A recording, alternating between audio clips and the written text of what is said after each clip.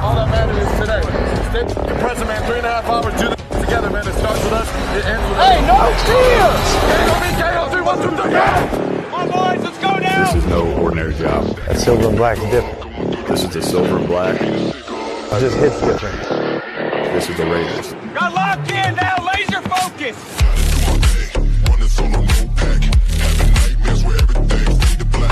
Hey, this could get anything.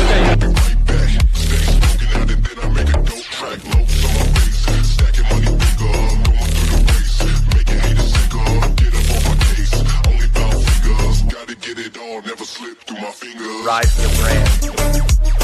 The greatness of the Raiders lies in its future. May the best is yet to come. I'm officially a Raider. I'm excited to be humble and hungry and get to work.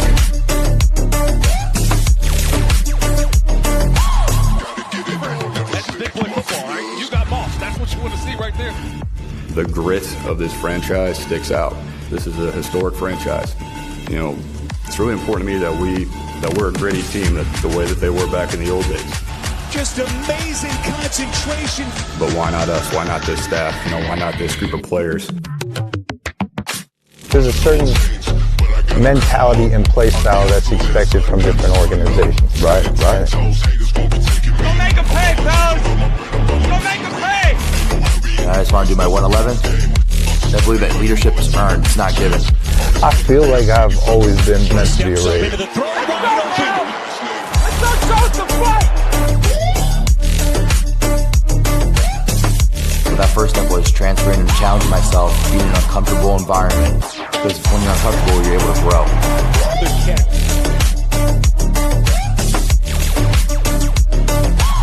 It's a model of the Raiders. Once a Raider, always a Raider.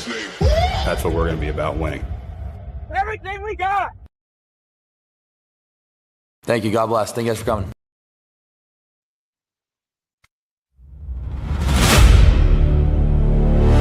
You say you wear the Raiders on your sleeve. You say you bleed silver and black. But when the pressure hits, do you stand your ground or do you run? If you've got what it takes, step into the arena and show us. This is Fight or Flight with Black the quarterback. Fight or Flight!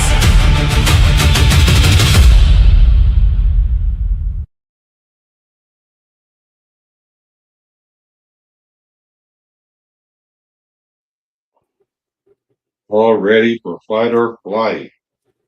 Let's go over the rules.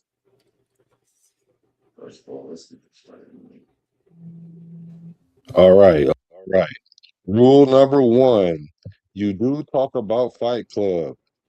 Rule number 2, you absolutely talk about Fight or Flight Club. Rule number 3, if someone says flight, taps out, the fight is over. Rule 4, only 2 people to a fight unless specified. Rule 5, 1 fight at a time. Rule 6 is no ad hominem attacks. Attack the point, not the person. Rule 7, if this your first night at Fight or Flight Club, you have to fight. And Rule 8, most important of them all, respect is a must. Respect is a must out here.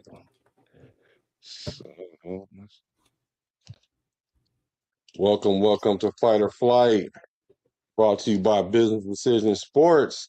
The stage is set and the debate topics are locked in, and it's time to see who stands their ground and see who get ran off the panel. Let's introduce our combatants. Let's see. Let's start with this gentleman right here. Hey, how you guys doing? Raider Nation, let's go! Raiders!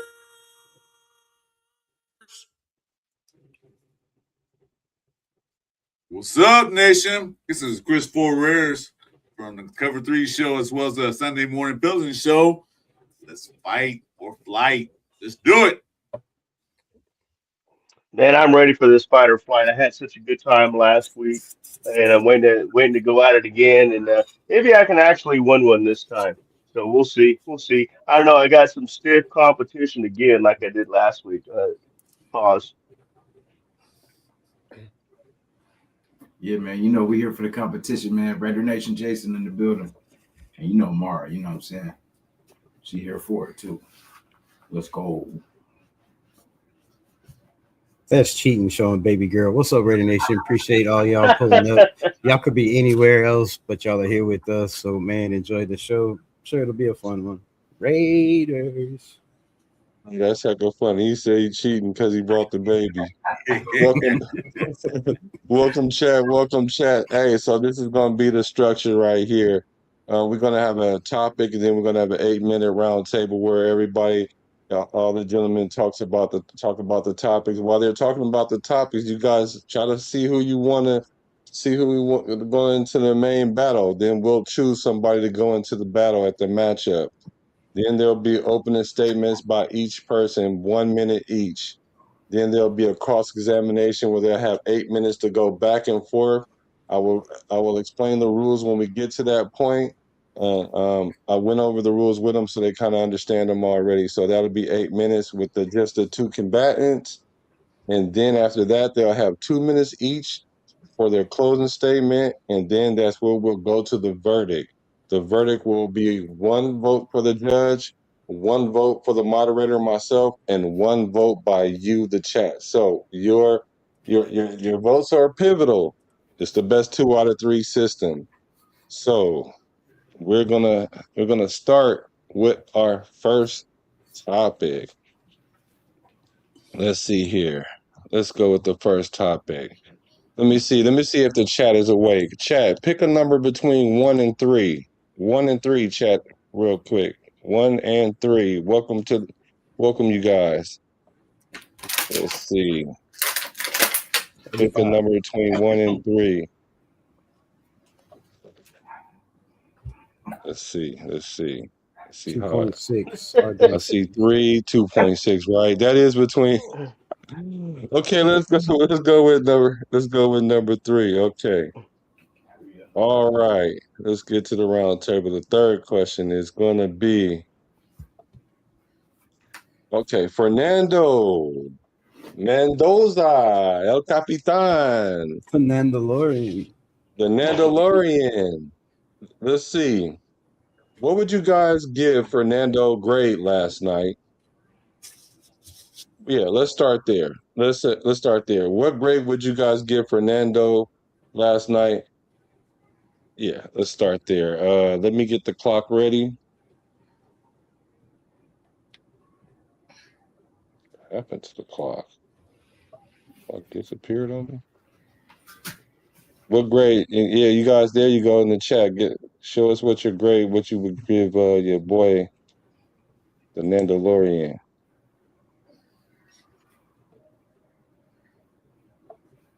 Okay.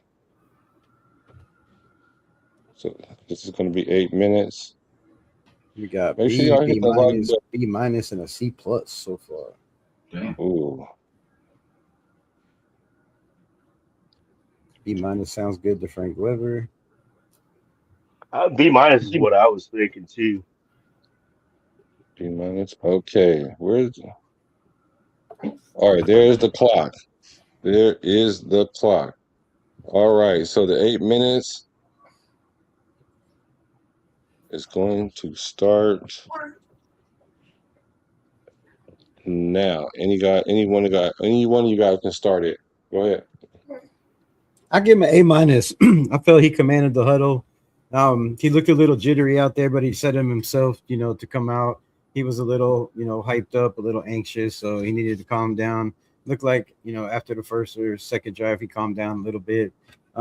Still just the pocket awareness is not there. And I don't know if that's something you can teach or how long it takes to teach that. So the feet are in the right place, right? His feet are always where his eyes are looking. He's always ready to throw. He's just got some work to do. So I'll give him an A minus. Okay. If I can go next, Fernando, what I liked from him was he was jittery, you know what I mean? And had a little bit of problems on his first drive.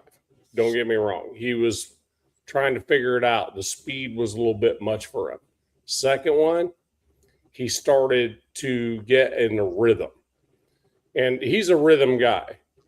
I mean, even in college, he was a rhythm guy. So I'm pretty happy with how he operated. You know what I mean? So the under center stuff is what I was watching most.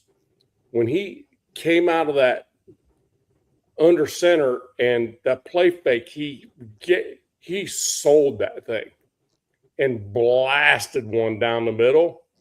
That's the stuff I want to see from that dude. And I'm pretty happy with it. Yeah, go ahead, Chris. I'm sorry. Go ahead. Okay. I'm just quick. Yeah, I agree totally with what Adnan said, because I was watching for the under center snaps when he did that pass, that play action pass. The defense was totally fooled. His feet were a little good.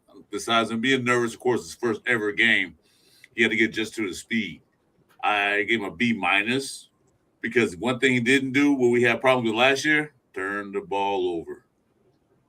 He threw the ball away. When he had nothing, he just threw it away. He didn't force anything. He didn't force it to somebody. Just like, oh, it's not open. I'm throwing it away.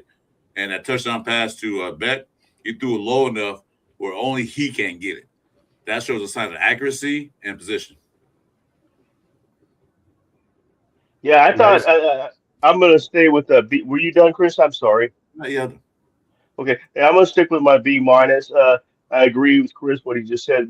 The main thing was probably should give him a little higher rate for that. No turnovers, and he threw a lot more passes than Kirk Cousins did. So, but that was by design. But anyway, yeah, I saw a couple. I mean, that first pass to Jack Bech where Jack had to jump up way up in the air. I didn't know Jack Bech could actually jump. You know, but he went up and snatched that one, but he threw a really nice. Jack Bech had a good night. But I know we're not talking about him.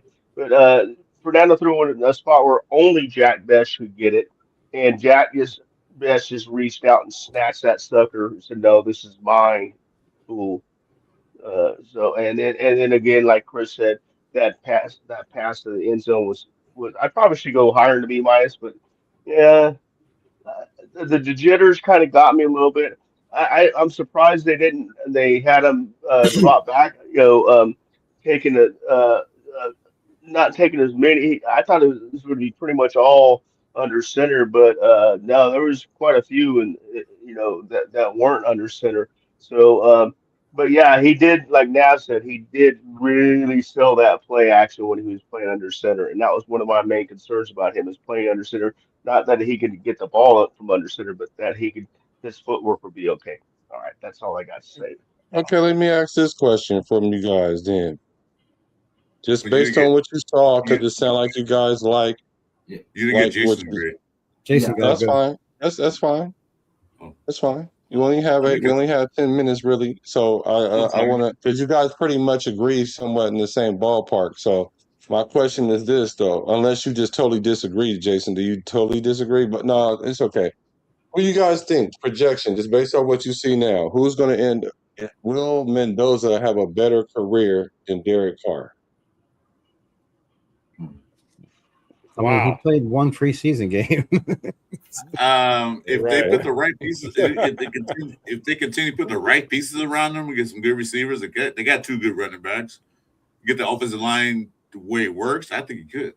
That's a great point, Big Raz. I like. I'm gonna say because of the coaching staff for sure. Like, I mean, let me. I'm not saying like because DC was a great passer. You know what I'm saying? That's really what he did. You know what I'm saying? Like, and that's going to be tough for him. You know, he has to have a few solid seasons. You know what I mean? Because at least DC was consistent. You know, so I mean,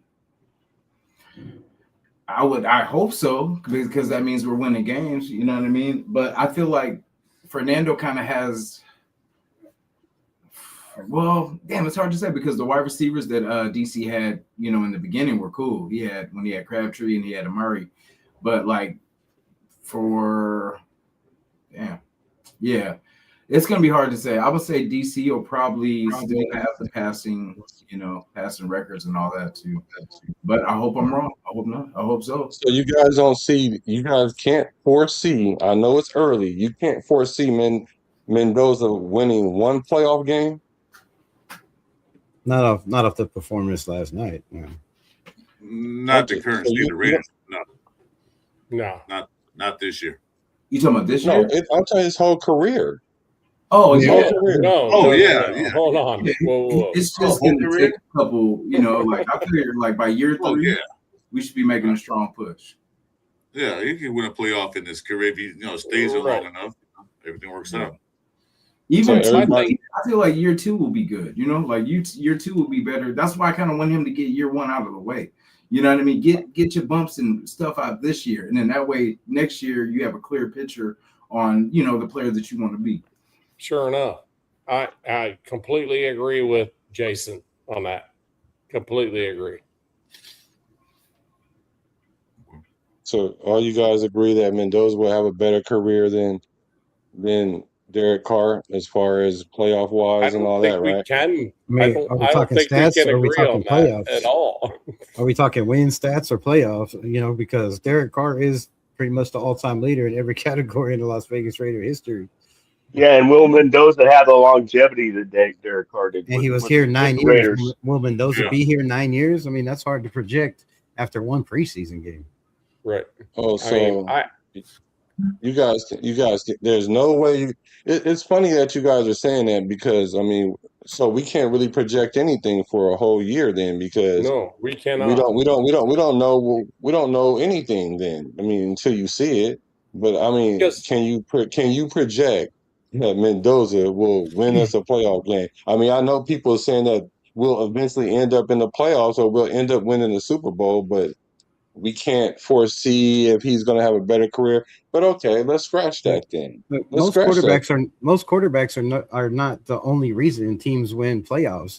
Most teams make it to the Super Bowl have top 10 defenses out of the last 25 years.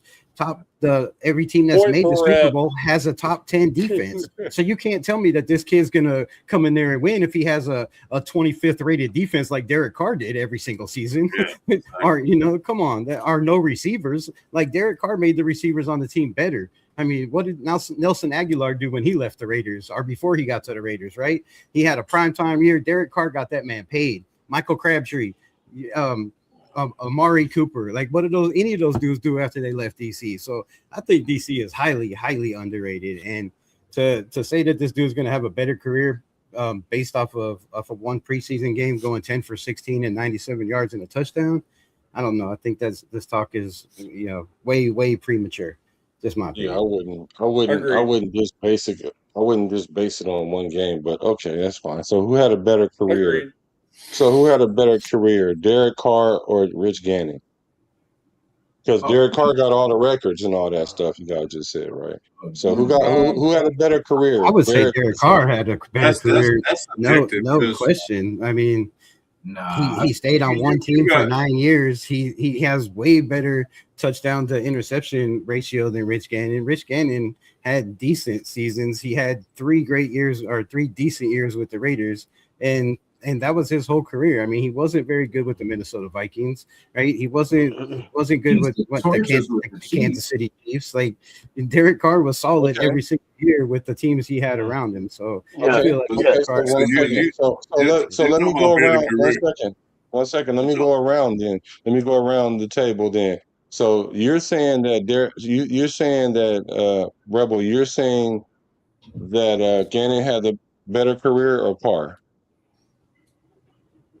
Huh? I say Carr had a better career-wise. Carr? Okay. So what about you, Sacktown? What wins or playoff wins? I just need the person. I'm gonna agree. I still think it's Derek Carr. We got to remember Rich Gannon. I just need the person. I don't need the reason. I just need the person. Oh, Derek Carr. Okay. Does anybody think Gannon? I would say yeah. Yes. Okay. So Nav. Okay, chat. That's going to be the question. Who had the better career, Derek Carr or Rich Gannon? And Nav, since this is your first time to Fight or Flight Club, you will battle first. It's going and who was opposing him? Let me see. Mendoza. Okay, so we're gonna go with Nav. And you said who? I'm sorry. Who'd you say again? Who'd you pick? Gannon. Okay, Gannon. Who had Carr? Who chose Carr? I said Carr. I said Carr. I said Carr as well. What about you, Chris? I said Gannon. Okay. Ooh. Yeah, I said Gannon too. Okay. All right. It looks like it's going to be Nav. And do you guys think Sacktown Mike or should it be Rebel? Sacktown Mike or Rebel? I think I'm gonna go with Sacktown. You went. Did you go first last time, Mike? Yes, I did. Yeah, me and Yeah. Jason Downs went first last time. Yeah, I'm gonna go with Rebel first because we had Rebel wait a long time last week, so Yeah, no doubt. So we're gonna go first with Rebel and Nav. Love you, Reb. And Love you too. Love you too. so the first judge is gonna be you, Mike. Okay. Oh, okay. All right. You're gonna be So I gotta listen the then. first one. I better pay attention then. Okay. Yeah, please do. Please do. Let me see. I gotta change mine's with my gentleman here. Okay. All right. Here we go. Opening statement. So, Mike, who are you gonna choose to go first? For the first round, let's let Rebel go first because last time Jason went first and he had more experience. Let's let the guy with the most experience go first. So I'm going to go Rebel first in the first round. Okay. And so in the cross exam, during the cross Rab, you can go first or you can defer. So 1 minute for you, Rebel. And your time, let's get it. You got 8 seconds. And your I got time, 1 minute. yeah, 1 minute. Your time starts now. All right. I mean, Rich Gannon's 60.2% career passing completion percentage. Derek Carr 65.1. Derek Carr had his team 11-5 before he broke his leg heading to the playoffs. You know that you can't change the past. But he didn't have Jerry Rice. He didn't have Tim Brown. He didn't have Charles Woodson. he didn't have Charlie Gardner. So, I mean, how much time I still got in the clock? Derek Carr played in 175 games. Rich Gannon played in 157. Derek Carr has 41,251 passing yards. Rich Gannon has 28,743. Derek Carr has 257 touchdowns. Rich Gannon has 180. 10 seconds. Derek Carr has 112 interceptions. Rich Gannon has 100 in 25 less games. Passer rating for their career, Rich Gannon is 92.8 and Rich Gannon is 84.7. Okay, nice. And when your time is up, you can just finish your point, land your point, but don't start a new point. All right. I said you can. Hey. When I say time, you can finish your point, but just don't start a new point. Gotcha. Okay. Well, I'm going to make it real quick. You have up to minutes. You don't have to use your full minute, but you have up to 1 minute, and your time starts now. No, I'm going to make it real quick when it comes to Rich Gannon. Here's the deal. This dude came in, took us to a Super Bowl. Dude won multiple playoff games with the Raiders. Okay? And he was a big reason why. Yeah, maybe he didn't have all those stats. Don't get me wrong. love me some DC. The dude is the all-time leader for the Raiders. Do not get me wrong. But as far as where we went with Rich Gannon and where we went with DC, different. So I'm done.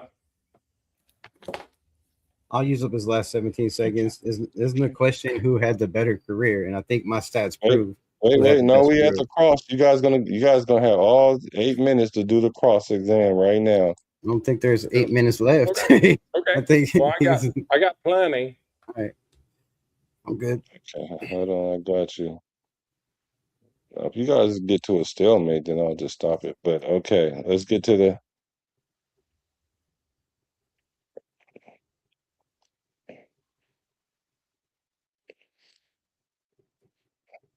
Okay. What the heck is going on here? All right, here we go. All right, this is the cross. The rule number one, first rule is this is a ping pong style debate. Every question requires an answer. You cannot ask 3 questions in a row without letting the other person respond. Rule 2 is the 30-second response cap. When a person is answering a cross-examination question, they get a maximum of 30 seconds before the asking person is allowed to interrupt or move into the next point. Rule 3 is the penalty box. Call it the code red. If the debater repeatedly speaks over someone when they do not have control of the floor and makes an ad hominem attack, the judge or moderator will first give a warning and then after that invoke a code red, which will end up in a mute for 60 seconds. So love this show. It's fucking awesome. I love it. So here you go. You guys have up to 8 minutes. Like I said, you don't have to take the full 8 minutes if the conversation don't go that way, but you have up to 8 minutes. Rebel, you went first with your opening. So Rab, you can either start with a statement or a question, and you guys' time starts now. Here's the thing. I'm not going to argue the stats of who the statistically best quarterback in Raiders history is. But if you say who had the better career with the shield, you know what I mean? That's the thing. It's like, is it with the shield or is it with overall? So my thing is this, I don't care about anything else. The reality is how many playoffs wins did you have? And Rich Gannon pretty much went to the playoffs every season he was with the Raiders. Pretty much. So you can argue it if you want. You can. But I have it right here. So, I mean, you can. But what really matters? You know, yards, passes, pass attempts, accuracy, all of that, interceptions. No. To me, it's the one that takes us to a freaking Super Bowl. And Derek didn't ever do that as much as I love him. All right, moving on. I'm good. Rebuttal, Jason? Rebel?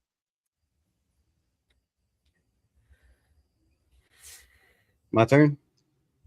Yep. Yeah, this is a free fall. This is where you guys go back and forth. I mean, you can look at the stats, you can look at the numbers, but you can also look at, like I said before, where you said great point, Rebel, right? A top 10 defense. Derek Carr never ever had a top 10 defense. He never had a defense ranked above 15. Rich Gannon had a top 10 defense with the players, the stars they had on that defense. John Gruden as the coach. I mean, DC had a different coach every single year. He had the same coach for 3 years. The only time he was ever good or played good was with the Raiders. So if the question is who had the better career with the Raiders, then, you know, that's a different question. But I thought the question was who had the best career. And the numbers show who had the best career, right? Rich Gannon made it to the playoffs with the Raiders, twice? Because they didn't go their first year. I think they were 1, 3, 4. They didn't make the playoffs their first year. Here, let me look this up. But I don't believe they made the playoff their first year. I think they made it twice and in 3 years. But he had the same head coach, same offensive coordinator, same players around him. DC had different players around him every single year. He had a 25th ranked defense every single year. So that, to me, that's totally different, right? If you're judging who had the best career, you got to go by the numbers. And the stats say Derek Carr, who is fourth all time in fourth quarter comebacks in the NFL, I think is a way better stat than Rich Gannon's playoffs, to me. So yes, it is about the shield and it is about just win, baby. So if the question was, who had the best, the best career with the Raiders, or who has the most wins or playoff wins for the Raiders? Yes, it's definitely Rich Gannon. But stat-wise, career-wise, it's got to be DC for me. Well, and again, we never know what would have happened if he didn't break his leg. They could have won. That team was the best team in the AFC West that year and one of the best teams in football. And, if he wouldn't have got hurt, Del Rio could have still been the coach for the next 2-3 years. And they could have won plenty of playoff games. So they had a good defense that year is my point. That was the only time he's had a good defense. 2021, they had an okay defense. And, once again, lost his coach and Rich Bisaccia took over. So for me, I never seen Derek Carr throwing to Jerry Rice or Tim Brown. That to me that makes a whole difference in a quarterback's career. Look, and if you have a running game, like the Raiders did as well. One thing I don't disagree with you on that fact at all. Zero, I don't disagree with you. I love Derek Carr, man. I thought this dude, every time it was about to be freaking let's go, something happened to him. And don't get me wrong, but so this is a Raider show, right? So, and DC is a Raider. What do we want to do? We want to win Super Bowls, right? Yes, sir. What quarterback took us to a Super Bowl? Okay, but what was his stats in that Super Bowl? What was his stats in that Super Bowl? How did he play in that Super Bowl? How did he play in that Super Bowl? So, yes, he took us to a Super Bowl, but a great quarterback wins in a Super Bowl, right? A great quarterback doesn't fold under pressure. What do you have, 5 interceptions in that Super Bowl? So, I mean, if we're talking about the greatest of all time, we didn't get to see Derek Carr play in the playoffs, right? We never seen it. We seen 1 year and he had one playoff. So, yeah, other than that, you just proved my point. Right there, what you just said. We never got to see Derek Carr play in the playoffs. But that's not his that's not his fault according to the stats, according to his career, right? He did everything he can. No, I'm not there's plenty of other teams that made it to the playoffs with quarterbacks that had worse stats than Derek Carr and still won playoff games. You have to have a team around you. You have to have the coaching, and you have to have defense. And Rich Gannon had that, but when he got to the Super Bowl, he didn't look like the best quarterback. But Rich, you got to understand, I'm not disagreeing with you. Well, the whole point of this is to. I'm thinking about it. So you're tapping out. Are you playing? No, I'm thinking about it in a different perspective. What quarterbacks took us to a Super Bowl? Well, yeah, but that's not the question. The question is which quarterback had the best season? Derek Carr. No, the best career, not took us to a Super Bowl, because that answer's easy. There's only 5 quarterbacks that ever took us to a Super Bowl, so that answer is kind of easy. Jim Plunkett won 2 of those, right? And Rich Gannon took us to 1, but just like Jim Plunkett, it wasn't the quarterback that took us to the Super Bowl. It was a team, the Raiders team, and like you said, this is about the shield and the team. And there's no quarterback. There's no I in team. So a quarterback can't take you to a Super Bowl. It was the team around him. So if we're talking about who had the best career, it's obviously Derek Carr. Isn't that the point, though? Isn't that the point? I mean, with the shield, we're trying to get back to the Super Bowl. Who had the best career with the shield? The one that took us to a Super Bowl. Win or lose, that one. 30 seconds. Yeah, 30 seconds to I mean, I don't know what your argument I think is. I said that DC is clearly had the best career over Rich Gannon. I mean, every single year, if we want to go year by year and break down year by year, it's not even close. It's not There's even no close. question. He is the best I mean, that we've ever had. He has only stats-wise. 20 No less question. interceptions and 57 less games. No Like, question that's you're right crazy. about that. No question you're right about that. Okay, time right there. Okay.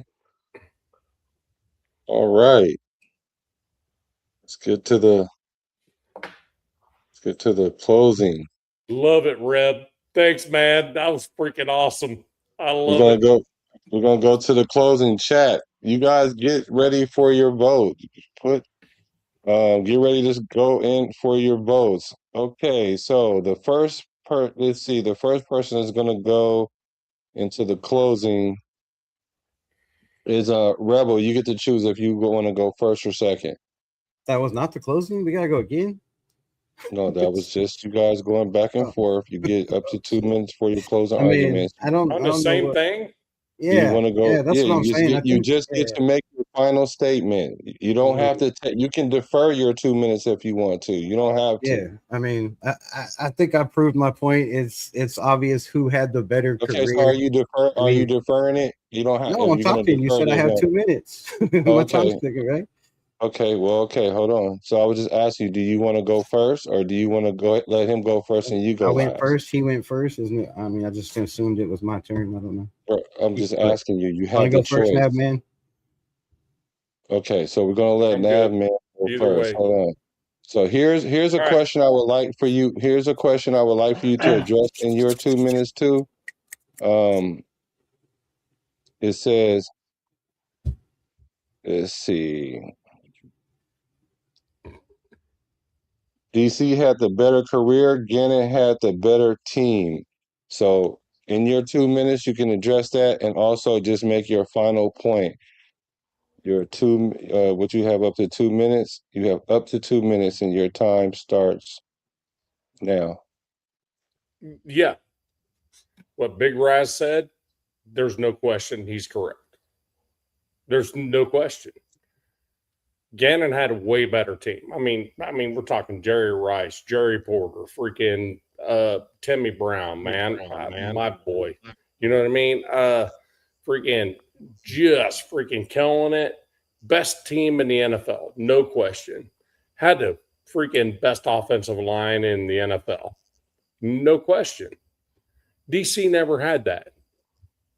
However, I gauge great quarterbacks on the ones that go to Super Bowls. DC, I should have, but everything seemed to stack against him. And he got hurt in the moment where I thought that it was going to happen. So that's why I say Rich Gannon. I mean, put us in the Super Bowl. So just saying. Better career, Rich Gannon. For the Raiders. Done. All right. Yeah, it's obvious. Gannon absolutely had Let the better team. me start the clock for you, bro. 1 second. Let me start the clock for you. Also, I have a statement for you to address as well from the chat. And your statement is, but Rich Gannon was the league MVP. How does that factor into your thought process? Your 2 minutes starts now. I don't know where DC stood before he got hurt or if he got taken out of the running for the league MVP, but I believe he was very close in that category the year he got hurt. And yes, Rich Gannon did win an MVP, but like I said, he was throwing the ball to Charlie Gardner out of the backfield. You had who was the fullback? I can't think of the name right now. It's running off the top of my head, but you had guys like Warren Sapp. I mean, there was all kinds of Hall of Famers on that team. So definitely Gannon had the best team, and he also had the best coaching, right? Del Rio was a great coach, but Del Rio was the best coach that Derek Carr ever had. And yes, Derek Carr had his best years, some of his best years with when, Gruden was in the building. But that's all I got to say. The best team was obviously that team that he was throwing to. And yes, you have an MVP, but I mean, like I said, if you know your history and you know ball and you know what those times were, it was a lot of 5-yard, 10-yard dunks that went for, 35, 45, 50 yards, 80-yard touchdowns, and then big play passes. So yes, he definitely had the best team. Yes, John Ritchie. I mean, the list goes on and on of the players Rich Gannon had around him compared to the players Derek Carr had around him in his career. So that's all I got to say. All right. Okay. Zach Crockett. That's what I was trying to get at. Yeah. I mean, the Okay, players are chat. just ridiculous. Okay, chat. Let me know in the chat, who do you guys have winning this round of debates? I want to see. Put a R in the chat for Rebel, or you can put Reb, or you put N or Nav in the chat for Nav. I'm gonna let you guys get your vote on, and I'm gonna go to you, Sacktown Mike. No, are you prepared for your vote? Oh, can I read this comment real quick while you're doing that? Go ahead. Big Raz made a great statement. He said, so Doug Williams was a great quarterback. Flacco was a great quarterback, and Eli Manning, right, were great quarterbacks. Do y'all think those are great quarterbacks? I mean, they won Super Bowls. Nick Foles also, made it to a Super Bowl. Hey, look, bro, I will never say that Derek Carr was not one of the greatest quarterbacks that have ever worn the shield. I'll never say that. But if you put it in a certain perspective of where did they go, you know what I mean, and what they did, I mean, NFL MVP is a big deal. I'm just saying. But I want to say this about Rich Gannon as well. See, wait a minute. See, when I gave y'all time, you said it's over. You said it's over, right? Time, you're waiting for people now to vote. You want more time. No, but we're just talking. Go ahead and finish. Go ahead. No, I thought the debate was over. You were. No, look. I'm not disagreeing with. I'm ready to render my verdict. I'm ready to render my vote too. Yeah. Yeah, I'm gonna let you go after me, and then we'll let the chat decide. I'm gonna go ahead and render my vote. Now, I'm definitely in the school of thought that initially that Rich Gannon did take us further, but then he had that team. Then I got to thinking, well, if we put Derek Carr on that same team, could Derek Carr do the same thing? And then also, Rebel, you brought up a good point. Was DC in the running to be the MVP before he got injured? So I think those are very strong points. You did have the numbers, although for me, numbers don't always tell a story, not the story. But I think you were very strong on that. So I'm gonna give my vote to you. So my vote would be to Rebel.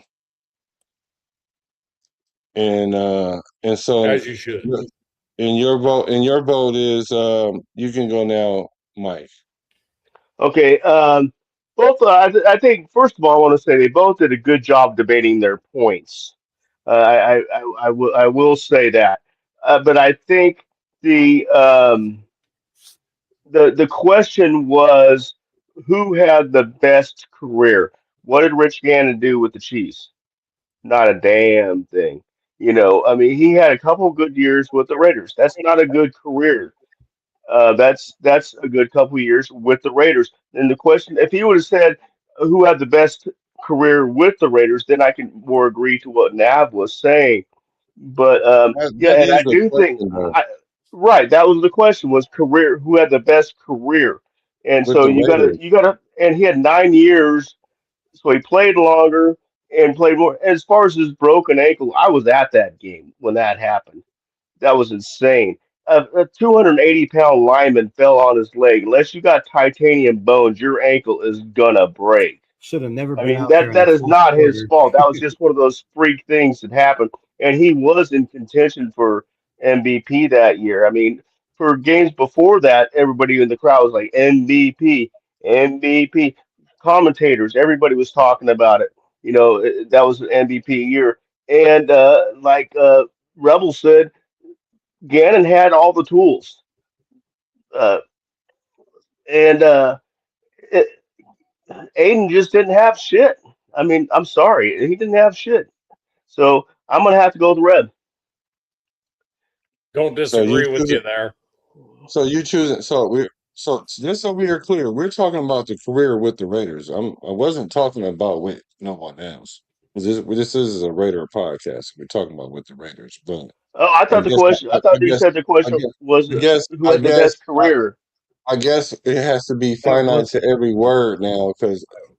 what was the But question? okay, but we'll go. So that was the question for me, was who had the better career as a Raider, but I guess I should have said as a Raider. But so Well, if it was okay. as a Raider, I would have to go with Navman. So what we're gonna do with this one is we're gonna just draw this one, because that was my fault. I'm gonna take the L on that one. So you But voted I for will. me, he voted for me, and then we changed it around. I don't know. Oh no! So, Look, Well, Yeah, no, exactly, that's what I'm exactly. saying. That's the but, reason why. but after he That's the made reason his why vote, you're like, wait, but it is with the we'll Raiders and keep changed the and question. We'll keep and the it is question the as the way he goalposts are originally moving. took it. He originally took the question as career, so we'll take it as career since it was my okay. fault. So Then you my won two. You got 2 points. And then it looked like the chat did choose Nav, so it's 2 points to one. And Rebel, you do win this first round. Okay, so it's over. Can I Okay? make my statement now, please? Can I say what I want to say? All right, so appreciate it. I mean, it's obvious who had the better career, but if you want to go, the other way, that's a whole nother debate. We'll have to have that debate on another question. I'm sure everybody's opinion might be a little different. But however, I do want to say this about Rich Gannon. I feel like Rich Gannon kind of got the AOC treatment, right? You go drafted to a team, never really get a chance. You finally get to it, not just AOC. I mean, guys like Baker Mayfield, guys like Sam Darnold, right? They don't really get the chance with the team they start with, and they go somewhere and they get with a coach that fits their strengths and their qualities. So I just want to say this: if Rich Gannon would have started with the Raiders and John Gruden, his career might have been insane, because he did have absolutely great years with the Raiders under, a great offense and great players around him. So I do want to say that. But so yeah, man, I just want to say that you have to take everything with a grain of salt, right? A great quarterback is only as great as the team around him. And I think a lot of people forget that, right? We're already putting Mendoza in that boat. We throw names like Joe Burrow in that boat, right? I mean, what has Joe Burrow done since the second year when he went to the Super Bowl, right? The team around him fell off. They couldn't afford to bring in the guys because they're paying two enormously high-priced wide receivers and a quarterback, and that's most of your salary. So, quarterbacks are only as great as the play caller that knows their system, that is willing to ask the quarterback, hey, what are your strengths? What do you like to run, right? What are your favorite plays? Where do you excel? And if OCs and quarterback coaches and coaches don't take the time to do that with the quarterback, you don't really give them the chance. So I just wanted to say that. But yeah, without a doubt, it is DC. I mean, the man was lights out, and I've seen somebody in the chat say, he had weapons around him. Yes, he did have weapons around him later in his career. He also had almost 5,000 yards passing thrown to Devontae Adams. So yes, when you have weapons around you, it does make you great. And I believe every quarterback that's ever been great in the history has had great weapons around him. If you can find me one that doesn't, then I'll stop coming on these shows. But What does the show have to do with what because there'll be nothing to debate about, right? I mean, if I may, real quick, say something real quick. First of all, I knew that Reb was going to be all about DC, okay, on this. So I had to not, I mean, there's no debate if we both like DC, right? Derek Carr is one of my favorite quarterbacks ever. You know what I mean? So I had to try to figure it out, you know, and how I could debate that. And it's rough trying to debate against your own team, you know, players that were on your own team that you love both of them. I mean, I go to you guys' podcasts all the time and y'all debate stuff like this all the time. But that's fine. Because I got something that I know everybody I got something that I know everybody debates. This for sure. This is what I know everybody debates. Thanks, Reb. Love you, everybody Reb. debates this. So my question to you, Reb, do you want to be the judge for the next round? Is it sure? I'll be the judge. It would have been a better debate if you had Jamarcus Russell in there, man. So you know, everybody would have killed Jamarcus Russell. All right, here we go. He didn't get a fair shake. Here we go. Let's go with this one. The Chiefs did recover the backwards. We're gonna have fun with this one. We talked about this one last week. Let's pull it up. Let's play it. Play it. Here we go. This is the AOC fumble against Kansas City. Oh boy. Oh no. Illegal shift on the offense. The Chiefs did recover the backwards pass and take over. Illegal shift on the offense. On top of it. We're just talking about the command that Aiden O'Connell had, and he did. This is not on O'Connell. I don't need to put it all on Jackson Powers Johnson. The play. O'Connell. Play alive. This is going to clinch a playoff spot for the Chiefs. It's the first turnover of the game for either team. Yeah, that's whose fault it was right there.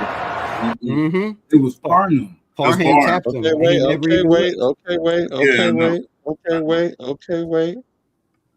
Okay, wait. Hands on Parham. So you know, Rebel, you are a judge, so you stay out of this. Oh, okay, fine. I'll turn my mic off that way. You'll see my lips moving, but y'all won't hear me. Okay, you guys, all you guys are back into the round table. You have 8 minutes.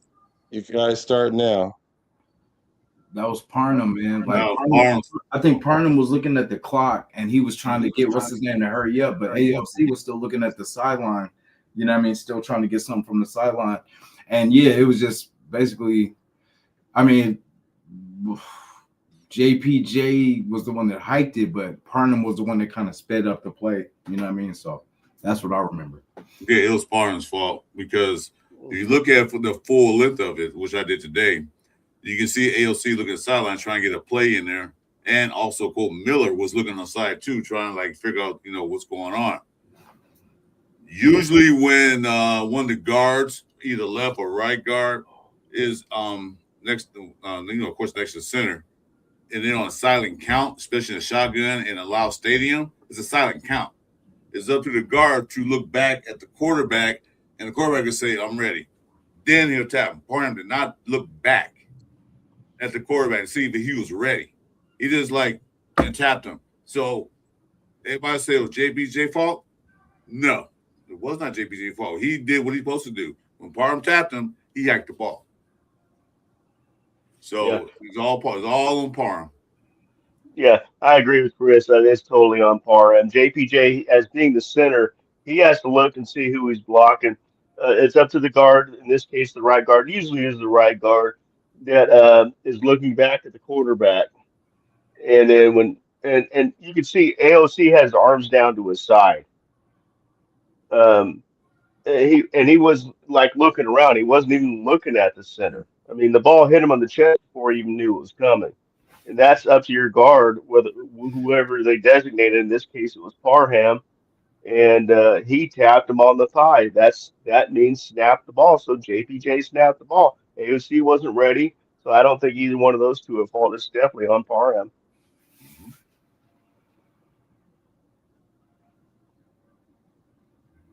So everyone's saying Parham? Is that what you guys saying?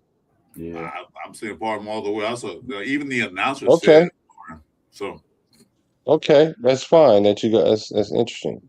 So let's take a look at this then. And so what ends up happening is he's clapping his hands, And the right guard, who is the one who signals to the center for the snap in the silent count, he interprets that as Aiden O'Connell calling for the snap. So he taps the center, which is the signal that the center needs to snap the ball. So the center snaps the ball. The problem is that the wide receivers, especially the one that's important is the one over here, but both wide receivers are not set at the snap. So that results in a penalty. You can see what I was talking about earlier, him clapping his hands to try to get everyone to get set. There he is, clapping his hands, saying, let's go, let's go, let's go. And you can actually hear it on the broadcast view, which, like I said, we're going to check into in a minute. Now, O'Connell, after clapping his hands, is looking around. He's first looking at this receiver, and then I told you on the other view that he looks over at that receiver. And this is where he's looking. And you can see the guard right here. He heard the clapping of the hands. He thought that means let's snap the ball, so he taps the center. That's the center's signal in the silent count, so he snaps the ball. O'Connell is not looking. He's looking over at his receiver, who's still not set. So the ball hits him on the shoulder and comes down. He tries. No. And so what ends up happening is he's clapping his. So what happens is play clock was going down because they got the play in late. The play came in late. Aiden starts clapping, but Parham hears him clapping, and he taps JPJ. AOC is looking at the wide receivers. The wide receivers have not got to their position. They have to be set for a full second. They both never lined up before the ball was snapped, and the ball was snapped. That was the full play. So with all that being said, now who's at fault? Parham. Can I ask a question? Go ahead. If it's a penalty for the player not being snapped, how was it still a fumble and the game was over?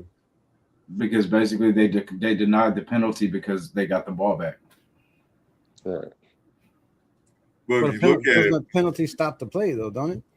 No, because remember the only false start stops the playoff game. game? Oh, it's afterwards. The Bengal game. The legal procedure doesn't stop the clock. Yeah, legal procedure don't stop the play. False starts too. But if you look at it, he said it was clapping, but he was doing quick claps. Quick. Come on. And then it's like a full second or two, he didn't clap. Then Parham touched him. So you can't say he clapped to hype the ball because he just clapped real loud. I can't clap with my hand. My arms are good. So he claps real hard. Blam. And then, tap him. But he was clapping. Come on, guys. Come on. I'm not buying that what he says clapping. Yeah, it's not college football where the quarterback actually claps his hand to receive the snap. The NFL works differently. And it's the touch by the right guard. And the right guard should have been looking over his shoulder at Aiden to see, okay, he's set. In the meantime, he's checking around, because he's making sure everybody's set. I don't know how much time was left on the play clock. I don't know. And did the Raiders have a timeout? Could they have called? I don't think they had a timeout, did they? I don't know. There was 15 seconds left in the game. I don't know if they had a timeout. But I'm talking about the play clock. Okay. Down to the play clock. I'm about to tell you. I would think they had a timeout because I'm about to tell you they were trying to run another play. They didn't have a timeout. They were trying to run another play with 15 seconds. They spiked the ball the play before, and so the clock stopped. And so they didn't have any more timeouts. The play call got in late. They had like 10 seconds when they were 12 seconds when they're in the huddle. They rushed to the line of scrimmage because they have less than 10 seconds. When they snapped the ball, it was about two seconds left. AOC clapped them to get everybody to the line of scrimmage. Parham took that as the signal because they've been using signal all the way down the field to snap the ball on the silent count.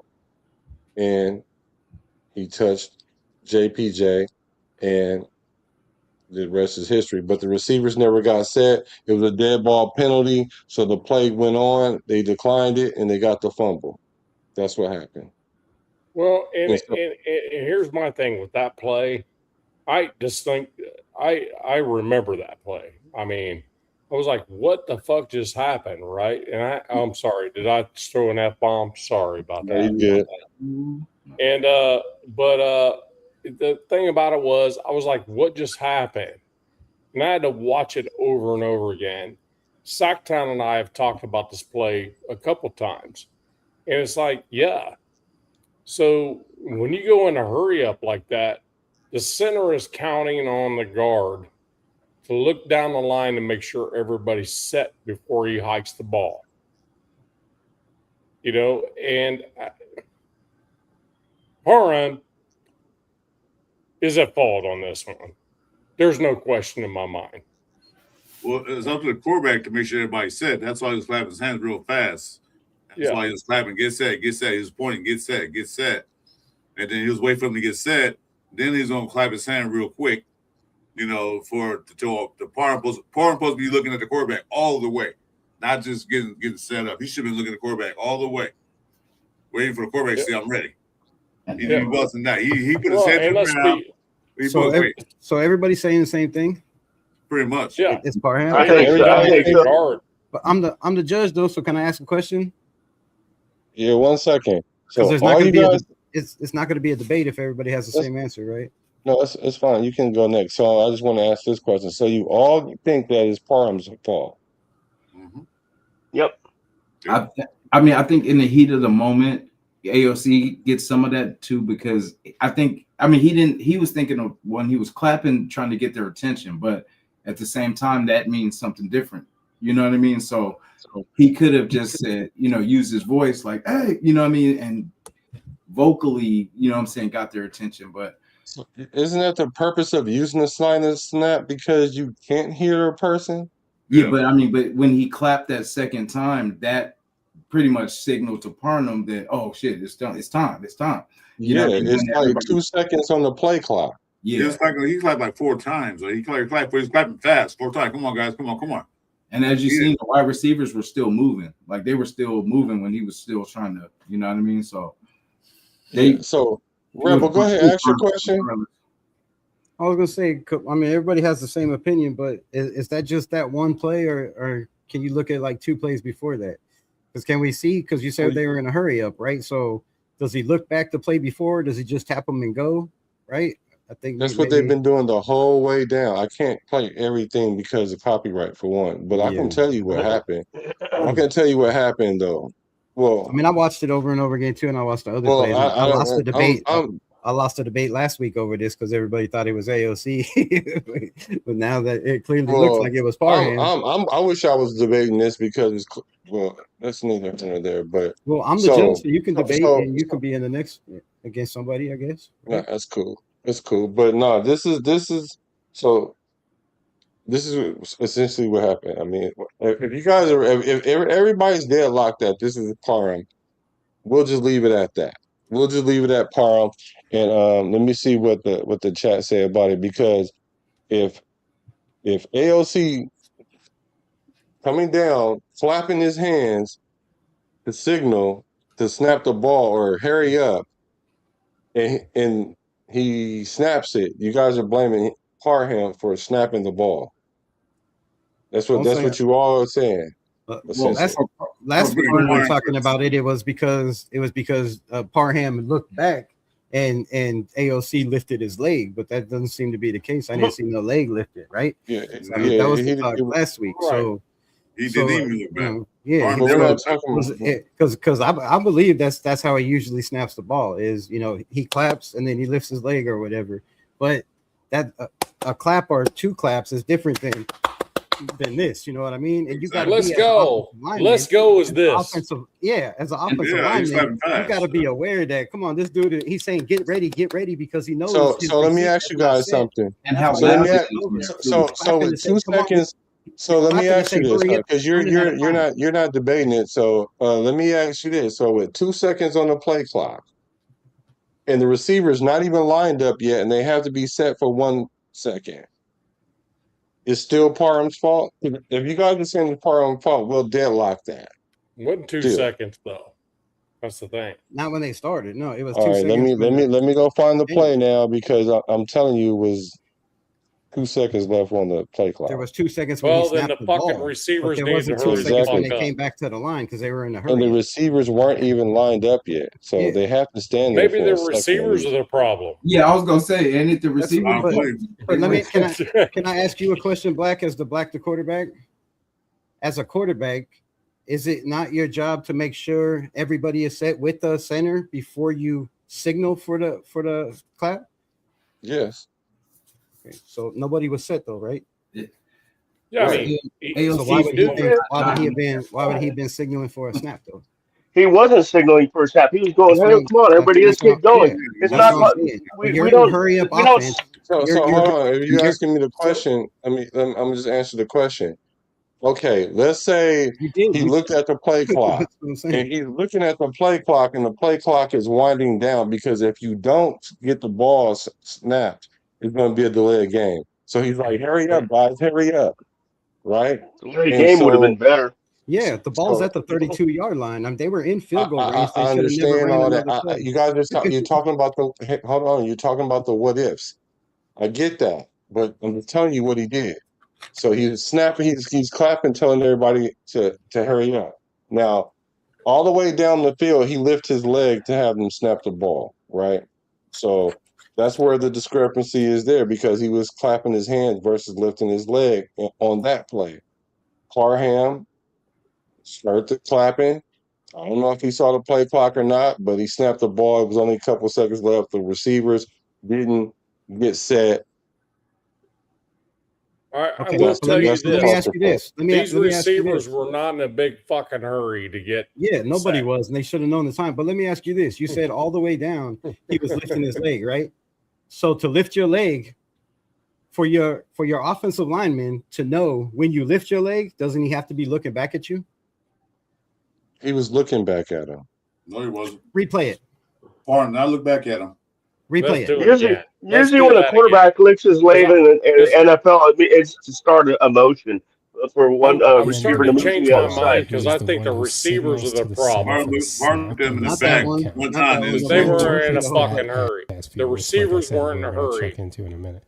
I'm starting to change my mind. Go, and you can actually hear it on the broadcast view, which, like I Season said, we're clapping. going to check into in a minute. Season clap. Now, O'Connell, but he never sees him lift his leg. so that results in a penalty. One You can second, see hands to try to get everyone to get set. There he is, clapping his hands, saying, "Let's go, let's go, let's go." Let's And walk, you can don't actually look hear it back. on the broadcast view, which, See, he like I doesn't said, look we're back. going to check into in a minute. Now, O'Connell, after clapping his hands, is looking around. He's first looking at this receiver, and then I told you on the other view that he looks over at that receiver. And this is where he's looking. So if they're going on the leg lift, why is he going on the clap?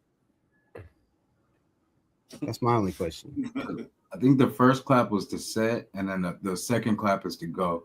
No, there was a repeated clap. You can look at It his was the hands. fast clap. He's saying, "Hurry up, hurry up, hurry up." That's what all quarterbacks do.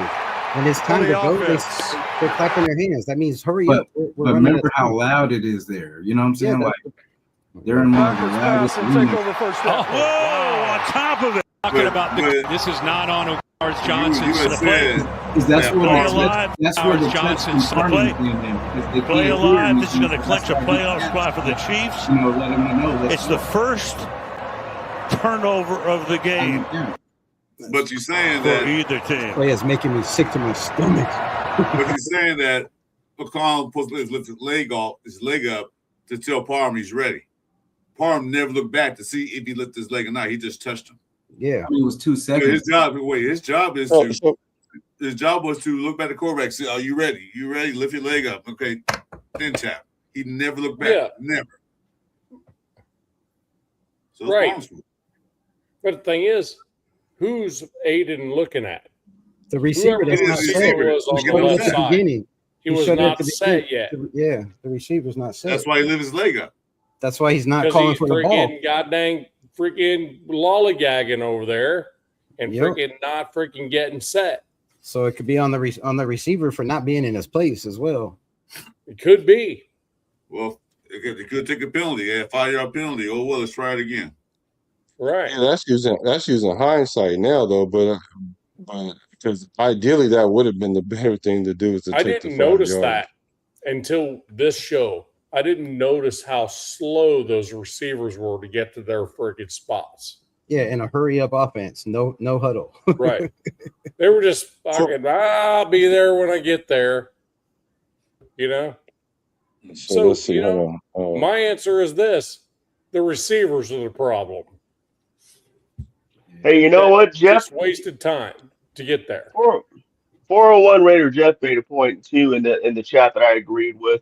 You know, for them to get out breaking the huddle at 12 seconds, and it happened a lot that year. It happened a lot last year. It happened a lot the year before. Yeah, because they were getting the plays in late. They need to get the plays in faster. Yeah, that's so I was going to say that, and then I saw Jesse. I'm like, yeah, that's why. You know, that's a good point.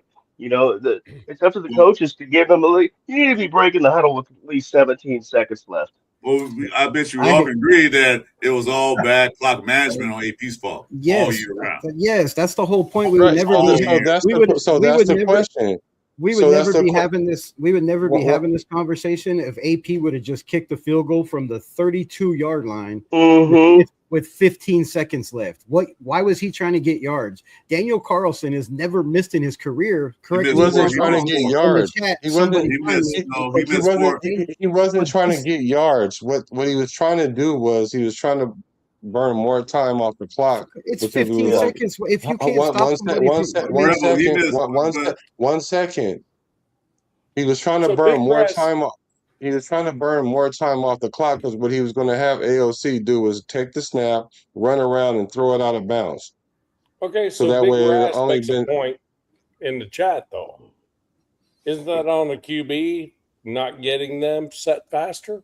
He's trying. He's telling everybody hurry up. The play only comes in so fast. When like he's saying, there's 12 seconds left on the play clock. When he gets the play, you got to tell everybody to play. And he's set. Offensive line is set, but the receivers were not. They were in any hurry, bro. Just walking over there. They were not in a hurry. Rebel Gannon would have never let this happen. Just know that. Oh, come on. Oh, Gannon would never let this happen.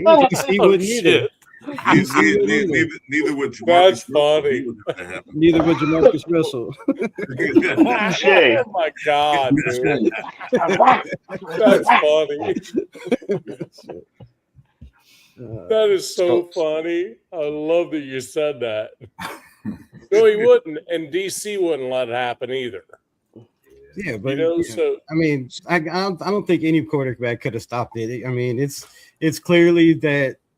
Whether he was clapping to speed everybody up, Parham never looked back. And like I said, it's because of copyright. But if you could see the plays before and how they were in the same hurry up offense, you would see how the ball was snapped. It's Dylan Parham looking back the whole time, waiting for a leg to lift, and then as soon as that leg is lifted, he turns around and taps the quarterback. I watched it. I watched when they got down to that point. If you look at the two plays before, and if you could just look at that whole drive, they were in a hurry up. They were trying to move the clock. They were down 2 points. They had 15 seconds left on the clock on the 32-yard line, and the coach made a horrible call. You kick the field goal. You kick the damn field goal, or you take a penalty and you move back 5 yards, and you start the clock or whatever, but. It just makes no sense to even try to get extra yardage. Everything that AP said. That's why AP's not the coach now. Well, he had all those great advisors. Right. To me, if you look at the scenario, it's if we win that game, we're probably picking 10th in the draft. If we lose that game, we're picking 6th where we picked. So I guess what it comes down to is what Black was asking is who's at fault. Was the two severe? I know Carlson missed a couple of field goals in that game, so I don't think AP was confident he'll make another one because he did miss some field goals. It was two. Make two. Yeah, he missed 2 or 3 in that game. I thought he missed 3. But I think they were both, weren't they from like 50 yards or something? Not 30. I mean 35. I don't think he's ever missed in his career. Well, from there, I think one got blocked. No, but see, from there, it would have been a 50-yard. Yeah, one got blocked. Oh, yeah, 32. So 50. Yeah, I mean. Yeah. So you probably won't get another trying to get a couple more yards. Carlson missed 2 field goals in that game. Yeah. Right. Thanks to this play, we'll never know. I think he missed 2 for sure. I think. Well, if this play would have worked out, we probably would have got Genty. So there it is. Yeah, but they should have kicked. This play should have just been the kick because this one's got a lot of drama. there's a lot of drama going on in this play. I mean, it's like nobody's right in any of these scenarios. The coach isn't right. The quarterback's not right.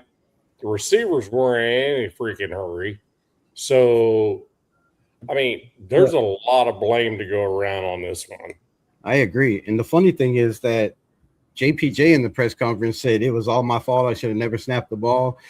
Dylan Parham said it was all my fault. I should have, made sure the quarterback was ready. And Aiden O'Connell said it was absolutely all my fault. So three of them, fault was it? Right. all three of them took the blame for it. All three of them said it was my Whose fault. fault was that? Mark Davis' fault. It was AOC for not falling on that damn This is ball. Mark Dude, Davis' how did he fault. not fall on the ball? Let's start from the top. Because you can see JPJ's reaction, and also there was somebody. I heard some things about it also saying that they thought there was a false start signal from the sideline. That's what JPJ was yelling. You see him looking over there as well. Like, I don't know, but somebody was saying that they thought there was a false start signaled on the sideline. That's why JPJ and Aiden O'Connell looked over that way. And But it wasn't a false start because it was a dead penalty. Yeah, two C's wasn't set. Oh, look, you look at Colton Miller, he's already rolling back. And so is who is that? CJ Glade's got a big jump. A big jump. And Max Crosby, you can watch the Max Crosby video. Max Crosby said the same thing. He said, I didn't see it, but I heard that there was a signal for a false start before the receiver got set or before the ball was snapped. We were cooking on that drive too. That's the crazy part. We were cooking and then that shit happened. AOC had 340 yards and 2 touchdowns in that game. He outplayed Mahomes in that game. But the funny thing about that was it's funny that how the referees got together for a few minutes to make the call. It's like, why you take so long to make this call? And this was a game that Kansas City needed to win to get to the playoffs. It should have just I mean it was definitely an illegal shift. It wasn't a false start. It wasn't a false start because they were never set. It can't be false start if they were never set. So it's the illegal shift. It's not a false start. The false start and the legal shift have similar motions from the referee as well. So which keeps the play alive. And which keeps the play alive. Exactly. Oh, Jack Kennan saying it's Geno's fault. Probably I'm blaming on Geno too. Yeah, you know what? This all agreed to agree. Blame Geno for he that. wanted to come here this year, so let's blame Geno. Blame Geno. All right, here I'm about to play this right here. Hold on. Let's just blame Geno. Yeah. And I can't wait till we play the Jets. I can't wait. I can't wait to play real football when it counts. I'll tell you what. Geno is going to get smashed by Max Crosby. I mean, there's no question in my mind that's going to happen. And you can see the guard right here. He heard the clapping of the hands. He thought that means are not right. But this dude's saying it's on Parham too, isn't he? Yeah. Well, receivers, and he's kind of saying receivers. He was good, but no, it wasn't set. Neither one of them were. Mm-mm. No, he's pointing at the ref, saying, "Hey, am I good?" See what I mean? And you can even see the tight end trying to tell the receiver to go off the line. Yeah, because he was on the line of scrimmage. So you got to back up, bro. Hold on. Yeah. Hold on. Here we go. $10 holler. We're gonna solve this tonight. Solve it. Can I ask why is this even relevant? He might not even be on the team by the time the season starts. Who was that? AOC. Damn. Is that Rebel? Yes. Rebel. Yes. So. Yes. He said yes. Yes. Who might not be on the team? I mean, why would he want to be here? You know what I mean? Like, you get to play in the fourth quarter like you're some kind of first year scrub. Like you ain't go out there and win games. There it is. Like, That's the signals to problem. the center for the snap. In Right the there is silent the count. problem. Because if I'm his the agent, I'm one communication out. between the coaching staff and the Hold on, now listen. clock stopped. Okay. Let's start by setting the scene. The Raiders had a 2nd and 3 at the Chiefs' 32-yard line, and they spiked the ball with 16 seconds left on the clock. So here we are, clock stopped, full play clock, and the Raiders appear to take a while to get their play in, and we'll see this on the broadcast view a little bit later in this video. But they take so long that on the broadcast view, you can see Aiden O'Connell starting to tell the play in the huddle with 12 seconds left on the play clock, which is especially crazy because... Okay, so you start to call the play at 12 seconds. Just keep this in mind. Don't say that. Don't say nothing. We're just taking these points by point. Never got the play call relayed in, or he just got it so late that he wasn't able to start relaying it to the team until there were 12 seconds left. Anyway, because of that, the Raiders are extremely hurt. So I guess the answer to the question is coaching staff is the one to blame for this. There you go. Yeah, because you know what? It was when you in the hurry up, you normally call 2 plays. There's 2 plays. You run this one, next play you're gonna run that one. And why was it only 1 play, and why did it take so long to get in? So you can switch it back to the clock management play call. I blame McDaniels. So I guess we were all wrong. Coaching staff failed on it. Yes, imagine absolutely. That. It was a great coaching staff that year, by the way. Yeah. McDaniels' old plays. I blame him. Fucking sorry. I just threw an F-bomb again. Damn it. He said we about to fail Kirk too. No, I don't think so. Are we froze? No, I think Black's just kind of setting up the next set. Yeah, that's true what Severe said. The headset communication cuts off at 15 seconds. But what you do, if you're a smart coach and know a clock manage, okay. Anybody there? Yeah. Here's 2 plays. No, on screen. Here's 2 plays Yeah. run. At least 2. Yeah, 2. Yeah. At least 2. A comfortable play. A play that they know, run like, Hey, chat, am I the only? No, I can hear you, Mike. It was not on screen right now. That's us standing. Where'd everybody go? That's Did everybody see everybody? Just not me. Do I need to kick myself out of the show and come back in? I don't know what's going on right now. There's nobody on the screen, Mike. They got me behind the cage on the right side. You see me? Oh, the screen is frozen. Okay, I didn't know if it was just me. Is he just AOC just got? I see the counter's still going up. I wish. That'd be nice.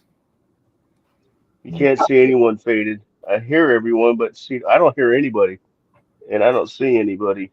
I guess YouTube says you guys see Raider, you're faded, so typically you can't see anyone. YouTube said, I'm tired of y'all talking about AOC like y'all infatuated with him over and over again. Yeah. Black has an AOC topic every night. Man, look what you all did, man. Y'all froze YouTube. No, GTM, I'm just asking. They're tired of the AOC. AOC been viral for days. Just ask the question. AOC is trending now. Severe says that looks like a scene from an Arkham Batman game. Nice. You know, he's right. It does kind of look like one of those. That's what I see faded. Okay, as long as it's not just me, I'll sit here and wait. The blood's in the middle. Let's do it. So I guess I won that one, right? Anyone? I think I won that one. I won. Hey, we all said the same thing. We all, I think I won. I got that. Everybody taps out.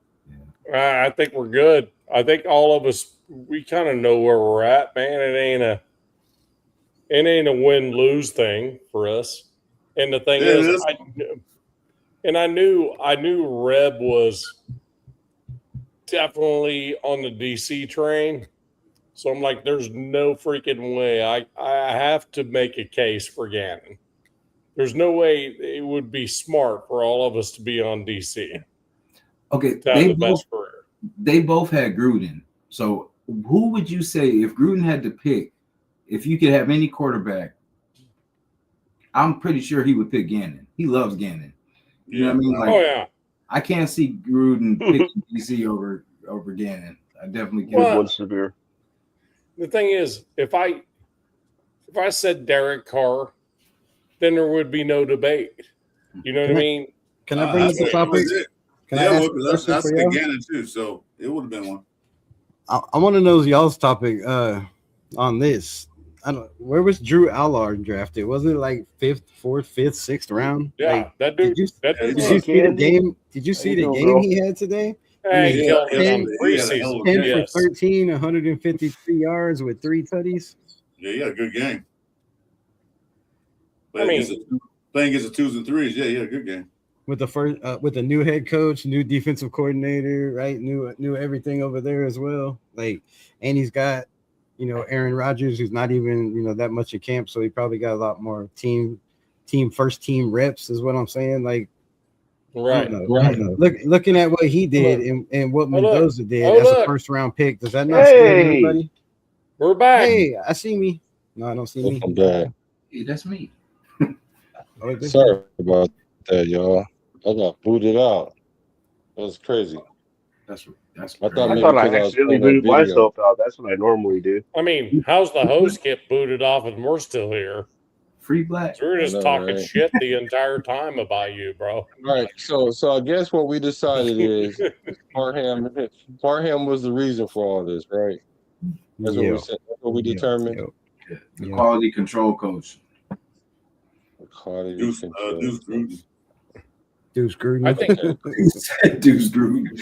Deuce is okay. I think we all agree coaching was the problem. Yeah. On the entire thing. I think that's been a problem for many moons. Right. But I mean, if you don't have 2 plays in your pocket, at least 2 plays in your pocket in a friggin' let's go, then you know what I mean? That type of shit. You know what I mean? It's like the coaching should have had 2 plays in their pocket. It's like, you go. Why in the hell was freaking Aiden at shotgun? Gone again. Yeah. Because he was gonna throw the ball away. But let's go to another question then, because we already beat that one up ad litem. You guys determined that was Parham. I see that kind of different. I think it was the coach's fault for one. For one, it's the coach's fault because they got the play in so late because AP trying to do something unconventional like run around and throw the ball away to kill seconds. I think we should have just kicked the field goal from right there. Personally, I just think that's what we should have did. Yeah, but they got the play in late, and then ultimately it's the quarterback's fault. For me, it's the quarterback's responsibility to make everybody line up. I get that he was clapping, but that's his fault that they was misinterpreted as the snap because, I mean, they're running up the clock, they're running against the clock. The lineman sees the play clock ahead of them.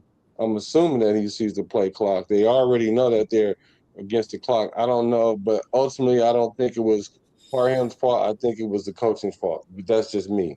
So if you guys want to tell how you feel about it, I'll give each one of you guys a minute to go ahead and just summarize what you guys felt like whose fault it was. I mean, I think we pretty much beat that one to death.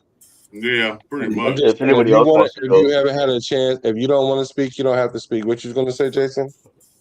Basically, so the coaching staff because look how many people we blamed on that when we asked who's to blame.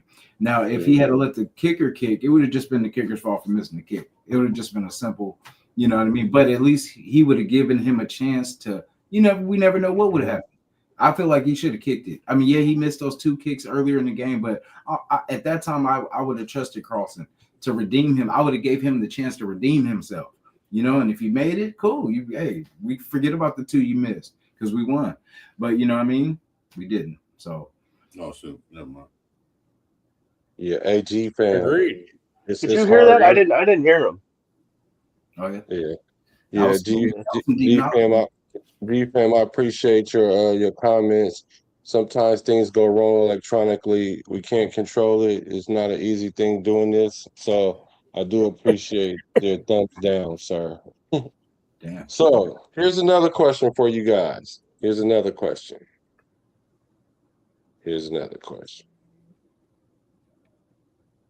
My last question, dudes. I'm on the East Coast, man. My last question. Yeah, this is the last question. We're gonna get three. Okay. So this is so how confident are you that Kirk Cousins going to keep Mendoza on the bench? Do you guys feel how confident are you feeling about Kirk Cousins? Because it seems like we have a lot of people that want Mendoza to start, and they're not really pro Kirk Cousins. Do you think Kirk Cousins will be able to keep Fernando off the field? Who's going to play more games, essentially? I think he can do it. I think he definitely will do it, at least till after the bye. I'm going Kirk Cousins. Kirk Cousins probably play more games, more than likely. I kind of want to wait till this next game because I mean, this against the Cardinals. I'm gonna back out and come back in. I can't hear anybody. Since it was the Cardinals, and I feel like we're gonna face a better defense next week. So I kind of want to see, but I mean, I already know Kirk's gonna start. You know what I mean? Like he's gonna be there, but I feel like the last game kind of made pretty much Mendoza his start not too far away. You know what I'm saying? I think he showed that because he didn't look rattled. Like when he was doing this thing to me, like he was dropping back, doing this thing, and then for his first game, I mean, of course you're gonna have nerves and all that, but I mean, pretty much he looked natural to me. He looked like a football player to me. But yeah. Yeah, well, I'm just reading right here. I say Kirk Cousins more than likely, depending on if he don't get injured. So, but then what Jason said does make kind of sense. We will definitely see in the second game because this was a first game. You have Mendoza with the nerves, his first professional game in that crowd. Kirk been there before, so he was a little nervous, but it didn't take him long to snap out of it. That pass he threw the back on the sideline was high because he was pumped up. And that high pass to the sideline. So I might back down off of that. Knowing Kirk Cousins' injury, maybe Mendoza do get more playing time. So I'm back off of Kirk. I'm going to Mendoza. Might have more games. I love it, Chris. Love it. Change your mind the last minute. No, well, what Jay said, I just thought about it. I said, you're right. And then I read the chat. I said, yeah, I forgot about Kirk Cousins' injury issues. He does get. He's older, he's slower. So if they rush him and somebody give him a good crack, he's out for a while. Okay, so this last debate is going to be Chris. You're going to be for Fernando. Anyone got Cousins? A lot of you guys said Cousins is going to start more games. I got Fernando. I got Fernando. I know you're on the East Coast now, so if you wanna dip out, you can. Because you're not in this last one, or it's up to you. I'm not rushing you off or nothing, but I'm just saying. No, the thing about it is, here's what it comes down to with me. Kirk Cousins was brought in there for a reason. We got him on the cheap. Nobody's ever got Kirk Cousins on the cheap, ever. So he's 40. Okay, so you say that again. The bank thief. So that dude's a bank thief. But that first drive with him, he was in command. And that is something Fernando can friggin' live. Watching to see this dude and the way he operates, right? So if Kirk is healthy, I expect him to finish the season if we're not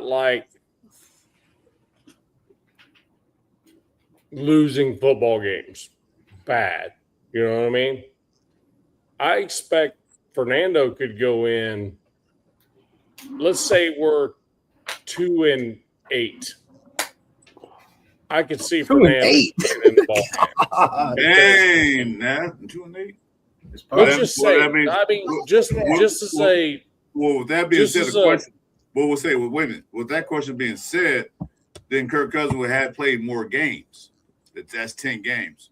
So the question was, is Kirk or who plays more games? Right? Was that the question, or am I wrong? Well, that was, I guess that was part of the then. question. I mean, the question is Kirk Is Cousins Kirk going gonna to play overtake- good enough? Well, hold on. Kirk Cousins going to be playing good enough to keep Fernando on the bench. So essentially, Yes. is Kirk Cousins going to take over this team and basically run the team this year and not Fernando? Not all year. I don't think so. Well, it doesn't have to be every game of the year. I'm just saying. Do you think that? So what would it take for Kirk Cousins to get out of the game? Let's not say injury, because Fernando can go out there and get injured too. So like anybody can get injured, barring injury. So let's just say, all things being equal, if Kirk Cousins go out there, what would it take for Kirk Cousins to be dethroned by Fernando? Injury. That's it. I just said not injury, bro. He's been given a job he hasn't earned. I think like a 1-5 start or like a 1-6. You know what I mean? Like where it's just like you ain't going nowhere. So you might I as well agree with that. because it's kind of like you 100%. might as well let him get his bumps. You know what I mean? Because if this is what we're doing, because that's the point I think of Kirk is to kind of keep us relevant. And because with our wide receivers, Kirk can get the best out of our wide receivers. You know, Fernando's still kind of learning, and plus we don't really have, you know, too much in that section. So And Kirk can squeeze the most out of them. You know what I mean? right, So, and we're really But not take going a- to know until the end of this preseason who those wide receivers are until we cut to that 53. Take away the injuries. If Kirk has a Geno start, then definitely he's out. But the way he managed the ball yesterday, like I said, it's preseason, so the real test. I don't know if Kirk gonna play next week, but barring injury, if he has a Geno Smith start where he throws his first pick, 2 more picks, 3 more picks, he's out. I don't think Kubek's gonna tolerate that.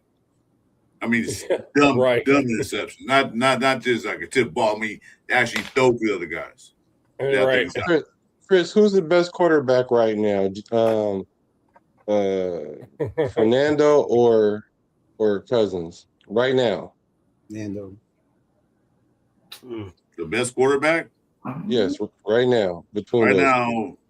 Right now, I would say it to be Kirk Cousins right now. All right. Does any of you guys have Fernando being the better quarterback right now? No, not me. I'd say Kirk just Depends on what you mean by better. Like Fernando definitely has the better ceiling and may have, you know, just the upside. Just as close as the for same sure. floor. I mean, right now, but right at this, we still don't know. The question is right now At this who's the moment. best quarterback at this moment. Yeah, but the better quarterback is Fernando. The most experienced quarterback is Kirk Cousins, but he's not the better quarterback. well, I mean, that kind of Fernando's faster. He's got a better arm. Okay, here we go. So here's the debate. Chris, you're gonna go with Fernando. I mean Kirk Cousins, and you're gonna go with Fernando. Rebel. I'm saying we're talking right now. Like, I mean, I don't know what you're saying. I thought that was I'll the battle. question. I'll battle. The question is, who's the better quarterback right now? Right now. Right now, this moment, That's today. what I'm saying. The better quarterback at this moment, experience-wise, is Kirk Cousins, but that's the only thing. He doesn't have the better arm. He doesn't have. Yeah. So that's I'll go. Well, So you ready? So you ready to debate him? Yeah, I say Okay. Fernando. So Jason, you got Kirk Cousins, right? Yeah. Wait. Let's see. Where am I? I mean, Chris, I'm sorry. Oh, that's what I was confused. I was like, wait, I was like, damn, he I switched do it up. know. I thought you was the Nando guy. I meant. I mean, yeah. I mean, for the future, because I just figure basically Kirk, just his experience right now, Yeah, right. This very moment is definitely better but Mendoza will gain experience. But see, that question is kind of loaded. Yeah. Because we got a small sample size of Fernando in his first game ever. We know what Kirkin did. We've seen him for 12 years. So who gives us the best chance to win? I can debate a point, but it's like you said, for right now, Kirk Cousins is a better quarterback because he's experienced, like you said. So it's kind of hard to determine. You have to wait till a few games in, a couple pieces of games to see what can Fernando do. So it's kind of hard to. I can't judge a quarterback only playing 2 quarters. So who do you think should start the season? Kirk. Who do I want? Oh, should those are a lot of different questions. I mean, those are a lot of different. No, you guys are splitting these hairs like hella fine, which is fine. I know. Hold on. Which is fine. The question is though, who do you think should start week 1? I'm not asking Chris. Who do you think should start week 1? I'll throw Cousins there for week 1. Okay. What you was about to say, Rebel? I mean, yeah, for week 1, Nando's not ready yet. But if we're talking who the best quarterback is, we're talking about upside, right? And we're talking about the best arm strength and the best mobility. All of that. Yeah, you can debate all of that. That's you can debate all of that. You can debate all of that. It's your job to convince us that. There is no absolute answer. So you guys, that's what you're supposed to debate that. So you and Chris are gonna debate that. Yeah, okay, I'll debate. Oh, I love it. I'll debate. Okay, here we go. And so Jason, you'll be the let me see. Or since Nav, you on the East Coast, do you want to be the judge for this so you can vote? Or you not wanting to be the judge?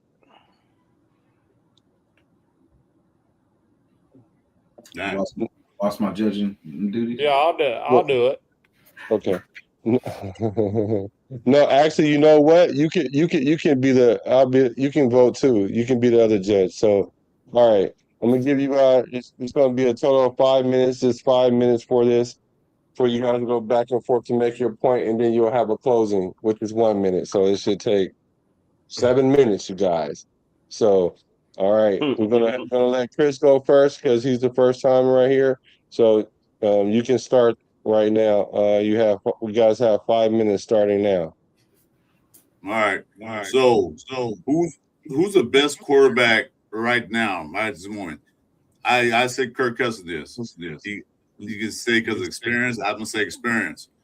Right now, I haven't seen enough of Fernando to say he's the best quarterback right now. Although Fernando has a bigger arm, faster, blah blah blah. But as far as playing games, I'm gonna say Kirk Cousins. He has the most experience. He knows how he drove down the field effortlessly. I'm tongue tied with no problems. So when Raiders played Miami in week 1, I would say Kirk Cousins needs to start. He's the best quarterback right now on the roster, better than everybody. So other than that, he's got to look at what he did.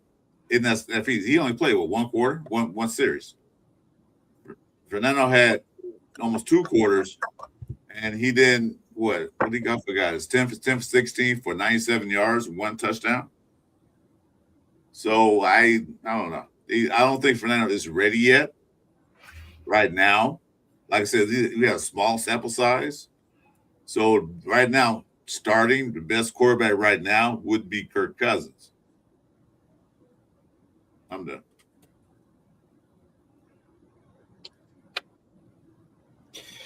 All right, so we've seen Kirk Cousins, right, go in there. We've seen him take all first-team reps. So he's way more comfortable than Fernando Mendoza, who's been playing with the 3s, with the 2s, had 1 series with the 1s, right? He's not throwing to Brock Bowers. He's not throwing to Trey Tucker. He's not throwing to Jack Bash. Well, he was in the game, but he hasn't really much been in practice. Anyways, my point is Mendoza's going out there as a rookie, never playing in the NFL, and the zip off the ball, it comes out like a rocket, right? Like I said earlier, his feet are always in the right place. If he's looking somewhere, he went through his reads, he's showing he can go through his progressions. He gives you the best chance to win, I feel, right now. Now, we've seen Kirk Cousins go out there. Yes, he was 4 for 5. He had 50 yards and a touchdown. That's great. But those were 5 scripted plays. Mendoza went out there on mostly unscripted plays. You probably script, 10, 15 plays in a game? Then after that, you're seeing what your coach has and how your coach is out coaching the defensive side and that coach over there. So, to me, I feel the best chance to win is the young man. You put him out there, you see what he has. He got thrown into the fire last night. He got smacked around a couple times. It didn't seem to phase him. The guy's 6'5". I mean, he's big enough to absorb the hits, right? So he's go out there, put him out there with the ones and see what he looks like with the offensive line that Kirk Cousins had, right? He goes out there and the only one that he had out there that was a starter. Did he have any starters out there? Or did they take I think they took all the starters out when Cousins went out, offensive line wise. So he's out there with the backups. He's out there playing guy with some receivers that are third string fighting for a job, and he looked pretty well. He had a couple plays where he looked a little sketchy in the pocket. But if you're talking about a guy and Kirk Cousins that's coming off of 2 years removed from an injury, we could see he's slow out there. You could see he doesn't have the zip on the ball. Yes, he's looks great throwing it to Brock Bowers, but I made this point before. Everybody looks great. So I think if Mendoza gets more reps in the next couple of weeks, or if he gets some reps with the ones next week, he's going to start to show he's really the best quarterback for the job out there. I know Kirk Cousins has the experience, but Mendoza has all the upside in the world. And I'm gonna go back to Peyton Manning, right? He struggled his first year, was 26 touchdowns, 28 interceptions. The next year he took his team, I think they were 12-2. 12-3 or something. So, sometimes sitting doesn't always work for everybody. It worked for Mahomes. It worked for Brady. Brady was a 6th overall pick. We're talking about a 1st overall pick. A 1st overall pick is drafted to come in and make everybody around him better. Kirk Cousins maybe make everybody around him better because of the experience, but the athleticism, the fight, the willing to pick up yards like he showed with his legs, I think that's totally different than what we have in Kirk Cousins. I think Kirk Cousins is past his prime. I don't think he has it, and I don't think he makes it 17 games. I just don't.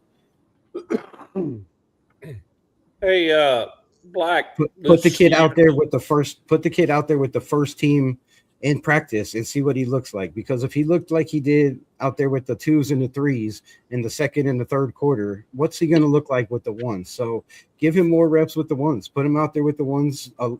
I think there should be a camp battle. I really do. I don't think Kirk Cousins should be the quarterback. And if you listen to the coach Clint Kubiak's press conference, he went from Kirk is my guy to yesterday saying, well, it's Kirk's job to lose. All right. What's up, Nav? Pretty sure that was always what he's been saying. I'm just saying. So here's the thing. Don't care. We're winning football games. Who in the hell it is? But I will tell you this: it's not going to be AOC walking through that room, freaking winning ball games for us. But here. I guess here's my thing. Who's debating? I thought it was me and Rebels debating. Yeah, I thought it was Chris and Rebels debating here. Here's my point. You're the judge in this one. No, but my point is this. My point is Fernando Mendoza is not ready yet. He may be by the time the beginning of the season starts, but he's not ready yet. Well, is he not ready because he's not getting first team reps?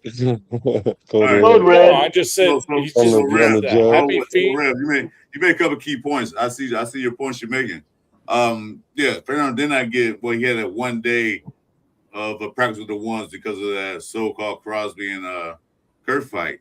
Yeah, he had 1 day practice, 1 day with the 1s. I get that, but the thing is that right now, as it stands as today, Kirk is does not have a better arm. I agree. He's not fast. Totally agree with that. He's just as slow as AC almost. even probably slower. They can race it. Way slower. Take about 2 minutes to run for 50 yards. I agree. But I'm saying for the best quarterback to run the team now, because reason why I say that is that Kirk Cousins has played in the Kubiak system before. I mean, things has changed since last time he played, but not that much has changed. The philosophy and the concepts was still there. You know, he knows most of the verbiage. Not too much change.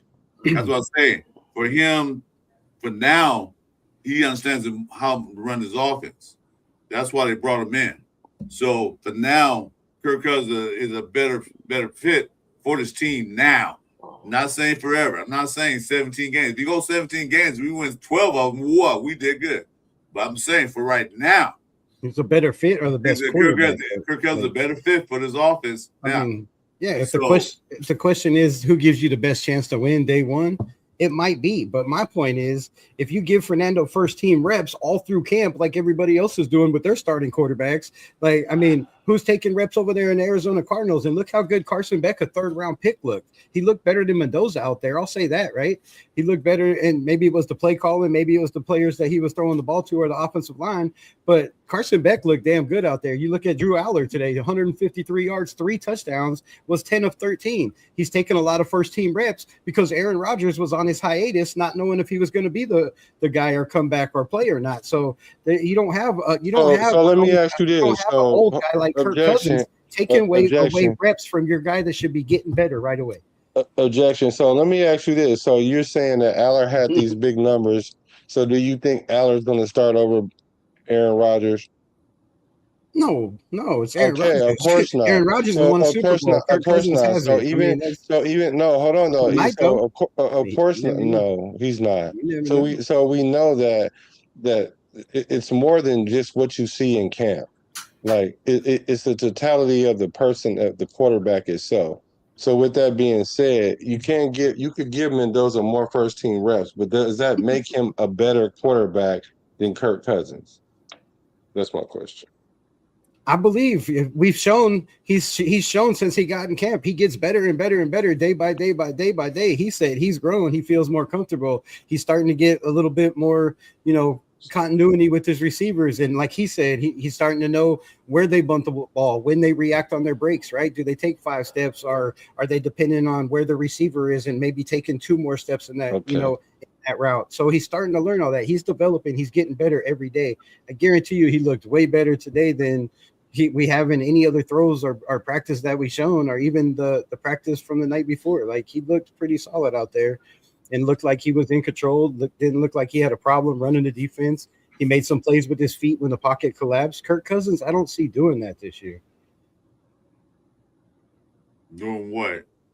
Making plays with his feet or picking up first downs if the pocket collapses. Like, if the pocket is not perfect, or if your defense, like, it doesn't matter how good Kirk Cousins plays. I don't feel like at his age, and it has nothing to do with his experience. Yes, he's a damn good quarterback, but I don't feel like at 37 years old or 38 years old, with his mobility and his arm strength, I don't feel like he's a guy that elevates this team and wins games if your defense is still playing bad. I feel Mendoza does that. The way he runs the ball, you pump your team up when your quarterback is taking hits like that or making throws like that, right? As a rookie, you're pumping guys up. And yes, Kirk Cousins will as well, but he's not going to make plays with his legs, right? He's not going to take those hard hits or stand in the pocket and take those big throws. He's smart. He's old. He's going to throw the ball away, live to play another day. And I just feel like Mendoza, if he's ready, because you got to give him first team reps. You can't have him going out there and just say as a guy with first team reps. So I feel there should be a competition. I feel like that's the question. Right now, Cousins is the better quarterback right now to run this offense. He is the better quarterback than run offense than Mendoza. You just said it. He's not ready. Yeah, he's not ready. He's still got a lot to learn. He even said it himself. He got a lot to learn. He got to do some work. So we got 3 weeks. We got 3 weeks of camp and practice. Right now, talk to me in 3 weeks. They'll pass better judgment. But for right now, it's Kirk Cousins. Like, that's a question. Now it's Kirk Cousins going to run the team better. First week of Miami. Can run a team better. We'll probably start. More than likely will.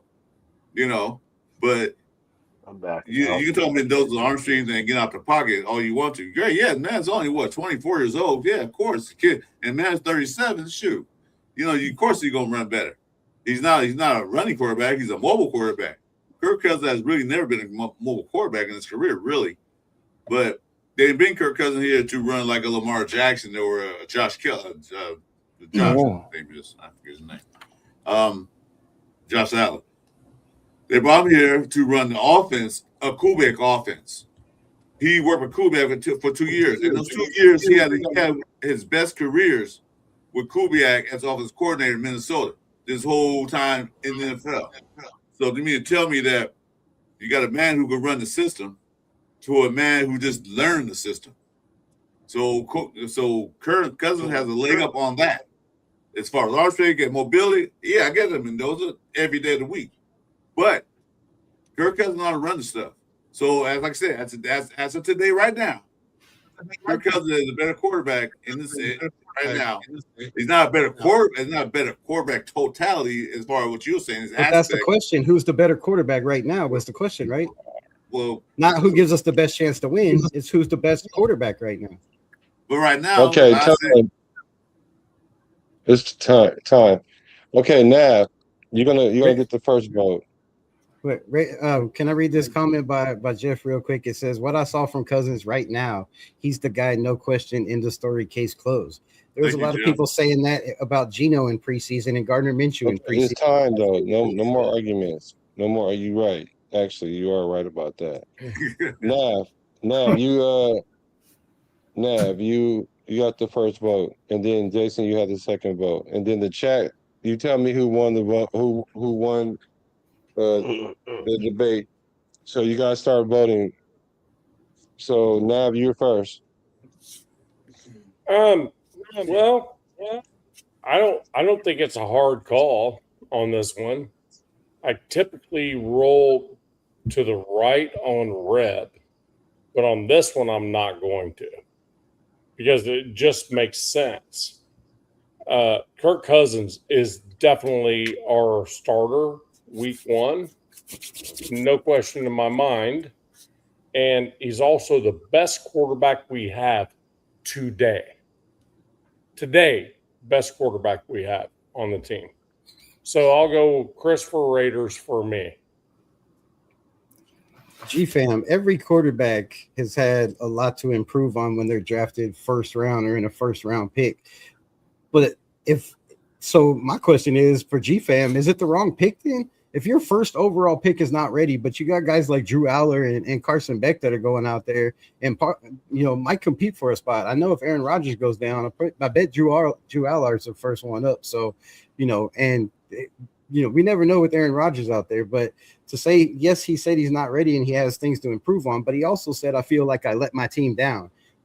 Kirk Cousins ain't going out and be like, oh, I feel, this is a kid that's going to be down on himself until he gets to play again and go out there and redeem himself. He's going to eat, live, and sleep whatever bad plays he made. This kid loves football, and I believe you put a kid like out there now, you throw him out there now. Yes, there's going to be some bumps and bruises, but isn't this a rebuild?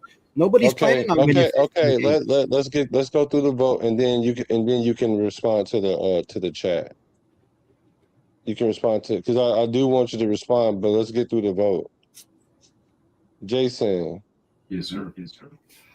This is a tough one, because of course I definitely want Mendoza to get the first, at the very least split first reps with Kirk. Because that's how he is the future. He's got to learn, what I'm saying? But at this current moment, it's hard to say, because with our wide receiver core, what are we really competing? You know what I mean? So that's why I kind of lean more towards Mendoza, but I want to see next week, man. I want to see against Houston. And then that way we can make a fair debate. Can I throw my flag? Well, I mean, I had to do it one time. You're going to see him against Japping up? No, he said I could throw a challenge flag on. Can I challenge the judges? We're at the verdict now. So damn it! I forgot about the challenge flag. Shit, I'm trying to win my challenge.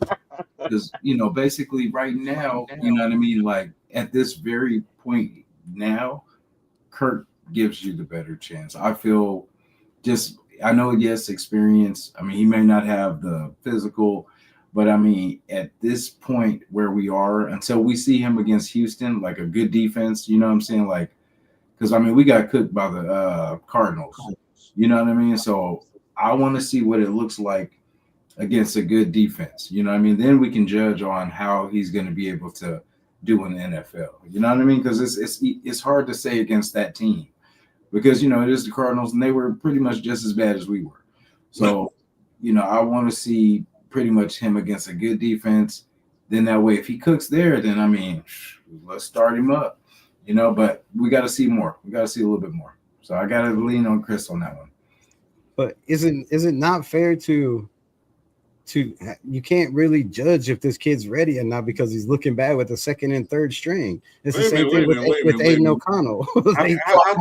Rebel, you know, if you give the man first team reps, I guarantee you this question. And I just want to say, I hope all y'all remember your statement when we're 0-6 and Kirk Cousins looks like ass. No, I'm just kidding. Oh, when they get the 0-3, man, I'm saying, yeah, but Mendoza in there 0-2. So. Yeah, I mean, okay. So hold on. So I want you to guys respond to the chat if you like, but Chris, I want to give you your minute to do your victory lap. I guess that's what we call it, the victory lap. Okay, yeah, that's real quick. I agree with Rebel on one thing, that Mendoza is a very running quarterback. He can run out the pocket. He can get the extra 2 yards on third down, 3. The pocket collapses. Yeah, he'll do that. Kirk can't do that. But overall, if you look at the scheme of things, that's why they brought him in here. They knew they were going to take Mendoza. If they was going to start Mendoza right away, they wouldn't have brought Cousins. Although he was cheap for a change, he's not Kirk the bank thief Cousins anymore. But they bought him for a reason. They bought him for the reason to run Kubiak's offense. They bought him for a reason like, we're going to draft a young guy. We want him to sit a little bit. So they brought him in that. So since that being said, I do like Mendoza, don't get me wrong. Although he's the first overall pick. Just because you're the first overall pick don't mean you have to start. You know, especially a quarterback. That's the hard position in the football. If you're the first overall pick running back or a first overall pick a defensive lineman, you should have formed right away. But a quarterback, it's a little different.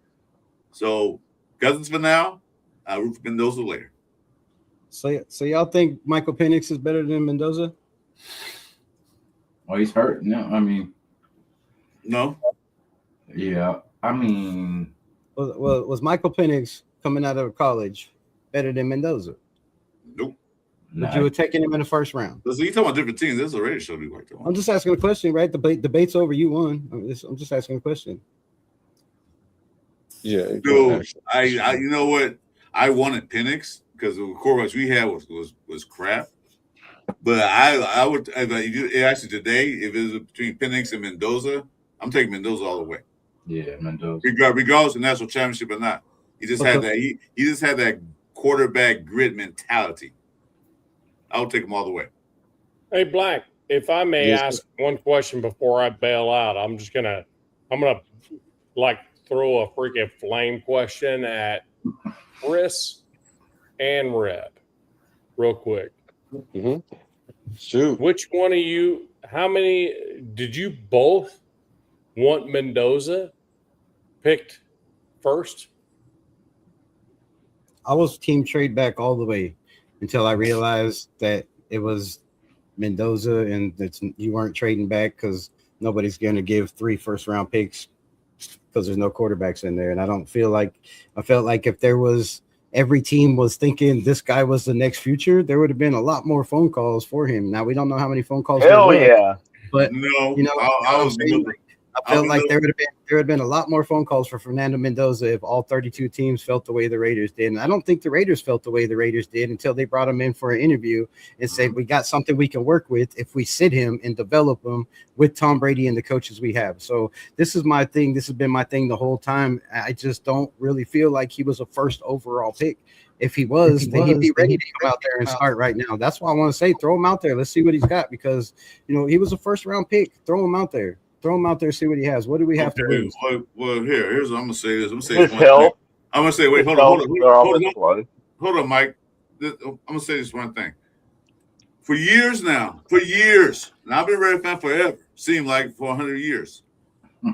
We've been crying for a quarterback forever. What was the last quarterback we drafted? AOC. And where is that guy? It's nowhere. So finally you get a decent quarterback. And this year's draft wasn't too bad, but Drew Hall looked pretty good yesterday. I agree. But that's just that one game. For years, we've been hollering about getting a quarterback.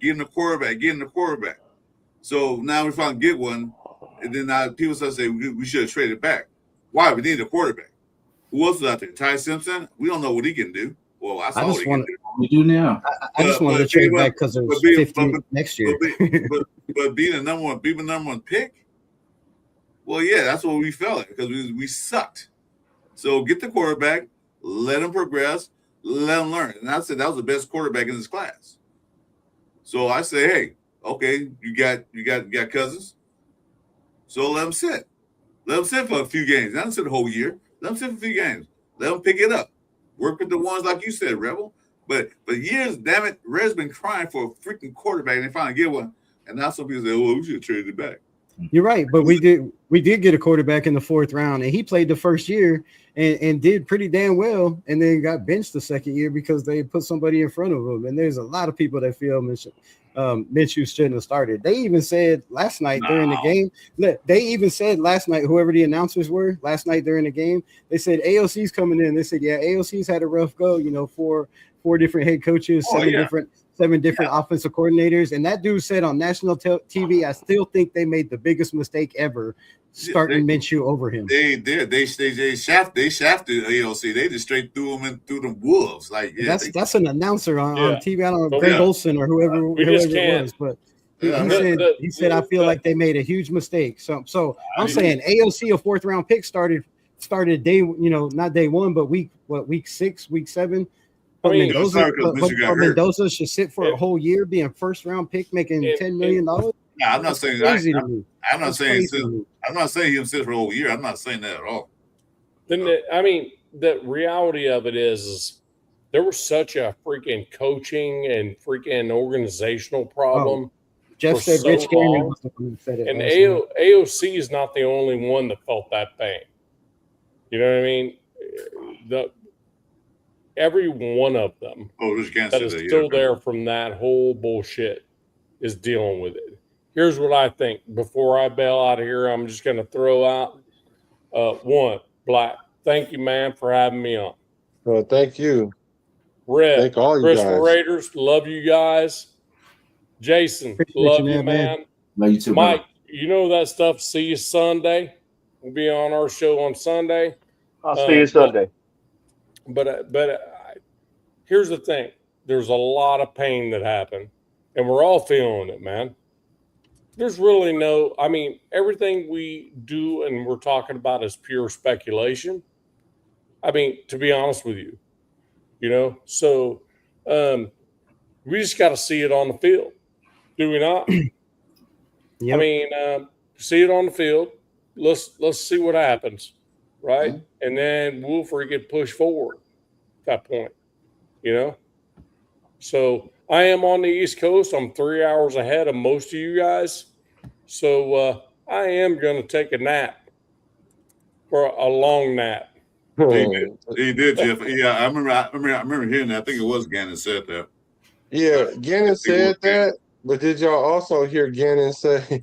Gannon was saying that to gas. To gas up the trade, talk, right? Hold on. Yeah, that's exactly why he said it, because he also said in the next breath, well, he did throw the pick 6, and that's what got him essentially put on the bench because he threw a pick 6 into the 3rd string. Guys, so, I got to roll, bro. All right, thank you, man. Have a good night, brother. Good night, man. All right, yeah, I think he was just gassing AOC up when he said that, because I was shocked when he said that. Again. Everybody gassing him up, but they putting him in the 4th string with the players that are not even on a bubble. Yeah. I don't know why you gas it. If you're trying gas up to somebody to trade him, wouldn't you put him out there with the ones and see what he can do, or at least with the twos? I bet You throw him out there in the fourth quarter and say, look at our trade bait. We got a guy that can throw balls that people won't catch in the fourth quarter. I guarantee you next week under pressure. I guarantee you this week Kirk Cousins don't play. I guarantee you get Mendoza the ones. He'll play the ones. I say the same thing. They probably put AOC at the twos. I bet in preseason. And then bring in the other guy, what's that name? Jacob Clark? And bring him in. But yeah, if that works out that way, Kirk Cousins don't play next week. ALC play the two so they can increase his value. It's like you're trying to sell a car. Yeah. And you clean it and you put new rims on to make it look better, but still the same piece of shit you're trying to sell. Yeah, that's what I'm saying. If you're trying to increase trade value, you put him out there and give him a couple passes to Brock Bowers, right? Hand off a couple times to Ashton Jeanty. Brock Bowers didn't even play. Well, I know he didn't play, but I'm saying next week. He played one down. One down. So come on, that's not playing. But I'm saying, that's a play. Okay, literally that's playing. So you think if he went out there and threw one pass to Brock Bowers, you're gonna say, "Oh, okay, there we go." That's what I need to see. If that one pass was a touchdown, if it was a touchdown, I'm sure you'd be like, "Damn." No, I wouldn't. Y'all putting too much. Y'all putting too much on this preseason game. I mean, like I said, I'm waiting till Houston. I'm waiting till. I'm for Texas. That's a game I really want interest. Yeah, I'll be there in Houston too, so I can't wait to. That's a game I want to see. Too much on these and the Niner game, to be honest, because those two games are going to be. We're going to get good. We'll see what they can do. Yeah, it'd be a good test. That'd be a good test for the offense. The defense is not too bad on the. I think Texas are a great defense. I don't know about the 49ers defense. I mean, they still got that dude 54. So I mean. Hey, that was fun. Yeah, what he said AOC will be a career backup. I'm willing to bet on that. They're gonna trade him to Minnesota. You know what? Might trade him to the Falcons or whoever got their backup hurt in the first quarter or whatever. We can trade AOC for the Texans. The Texans got their backup quarterback hurt. He might be playing for the Texans by Thursday. No, we trade him Tampa for Vita. That's what we do. Trade him for Vita. Nice. Go get Vita Vea. That'd be nice. For AOC. Just trade, even swap. I'm telling you, like it's crazy that they put this kid out there with the offensive lineman of Missouri. This kid is a UDFA. You put Missouri out there. You have Meredith at center. I don't know who was at guard. I don't even know who was at the other guard. And then you had Dalton Wagner. Wagner. It was Trey Zoom. Trey Zoom at guard? Yeah, he was at one guard.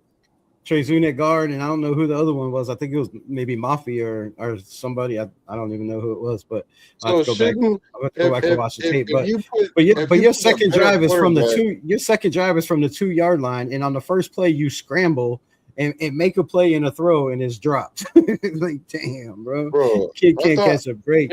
If you put a better quarterback with the 2s and 3s, shouldn't that mean they play better? Not if your 2s and 3s are worse than their 2s and 3s on defense. Not if they have a better depth than you.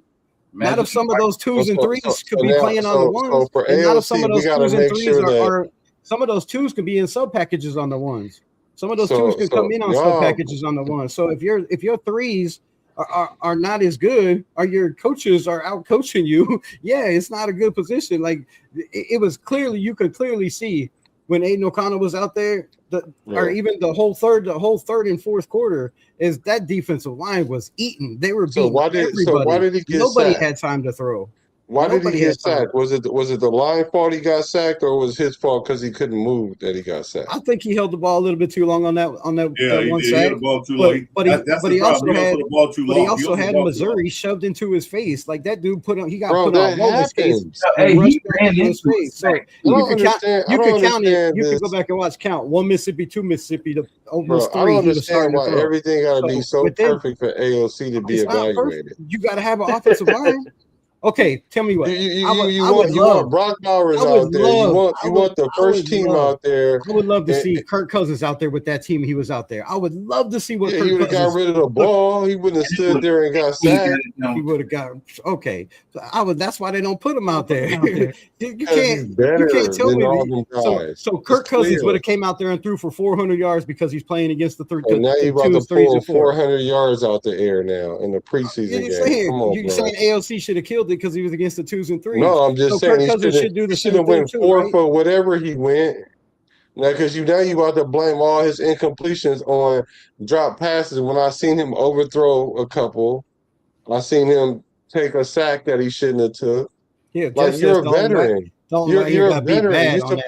You're still a veteran. You're still supposed to get out of the pocket and throw the ball away. You're supposed to get the ball out. But guess what? If all your receivers are running their routes and they still have their back to you, who do you throw to? Poor AOC. Trying to throw. AOC. There was a lot of throws where he got tipped. AOC can't get a break for a little. He threw the ball. He threw the ball twice when he was getting hit. Like he was grabbed around his waist. Yeah, because he can't move. Pass. Receiver didn't get it. He moved in the pocket just fine. He was on the 2-yard line. Just fine. His second drive was on the 2-yard line. His first play, he escaped pressure, and it should have been a first down. The receiver, Cedric Jackson, didn't catch the ball. Okay, so what did AOC go last night? 4 for what? He went 4 for 13. And do you think that's good? No, he went 5 for 13. 5 for 13. 4 for 13. My bad. Do you think that's good? No, but let me ask you this. No, let me finish. It's just a regular question. Do you think that's good, bro? His quarterback rating was 55%. Yes, because the receivers he was throwing to dropped the ball. But look at these numbers. Let me finish, please? Look at these numbers. What do you mean? You won't even let me finish. As soon as I say something, you start talking. I wasn't finished though. He threw the ball four times for 87 yards. On 4 completions, he got 87 yards. On 5 completions, Kirk Cousins got 50 yards, and on 10 completions, Fernando got 97 yards. So if he would have caught, he had 3 balls completely. Albert OK at the first down line went right through his hands. Cedric Jackson, the ball went right through his hands. He could have easily had better numbers. Like you can't blame the quarterback when they didn't catch the ball. The announcers, he ran. That was a bad route by who was Dorsett. That was a bad route by Dorsett. That's miscommunication. So, let me ask you a question. What does AOC do wrong? Did he do anything wrong? What does he do wrong? He does a lot wrong. Like but we don't know. My point is, we don't know what he does well because he's not. Answer my question. I'm not asking you what he does right. What does he do wrong? What does he do wrong? Sometimes he holds the ball wrong. Sometimes he stares down receivers. He's not fast. What did he do wrong last night?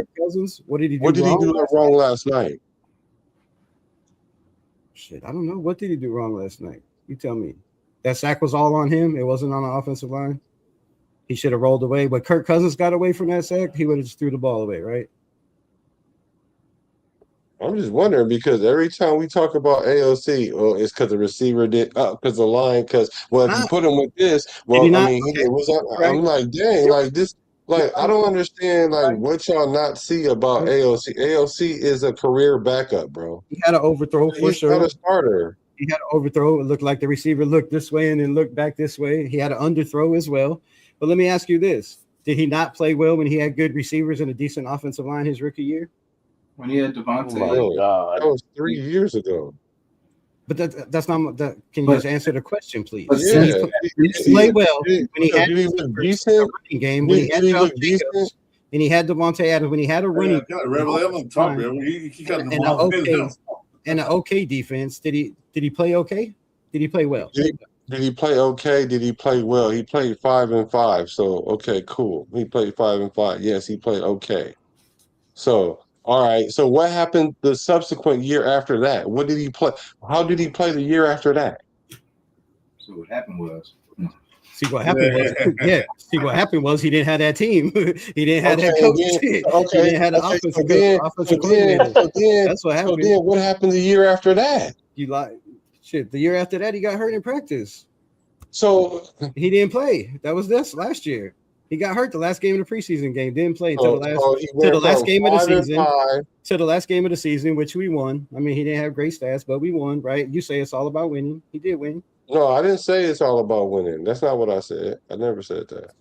So he went from 5-5 to 2-7. Then he goes 2-7 the second year, or was it 2-5? No, he went 2-5. He's only 7-10 through his for his. So he went 2-5. So he went from 5-5 to 2-5 to 0. Mm-hmm. But he's a starter in this league. CFL starter. We don't know. We won't know. Put him with the ones and find out. Put him with the ones and find out. That's the whole point. Everybody should play with the ones. Everybody, all at once. Put all three quarterbacks there at the same time to play with the ones. No, but if you say you're going to have a quarterback competition, right? A quarterback competition means everybody should get the same looks with the same team, right? With the same players. You can't tell me it's a competition when you're evaluating what one quarterback does with Brock Bowers, what one quarterback does with Albert OK, and what another quarterback does with whatever the UDFA. You can't judge that, right? You can't judge. Let me ask you this. Hold on. You can judge if you give them all. So you're telling me that, like they said. So you're telling me that Kirk Kubiak is not evaluating Aiden O'Connell accurately. That's what you're saying? I don't believe so.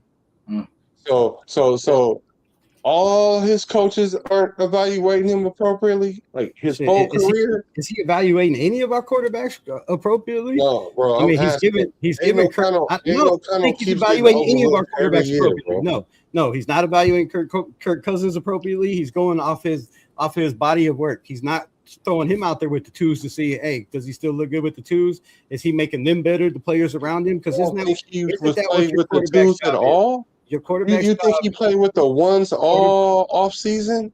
A quarterback. You think Kirk Cousins played with the ones all off season? Yeah. That's what. Yes, he has. Bro, y'all.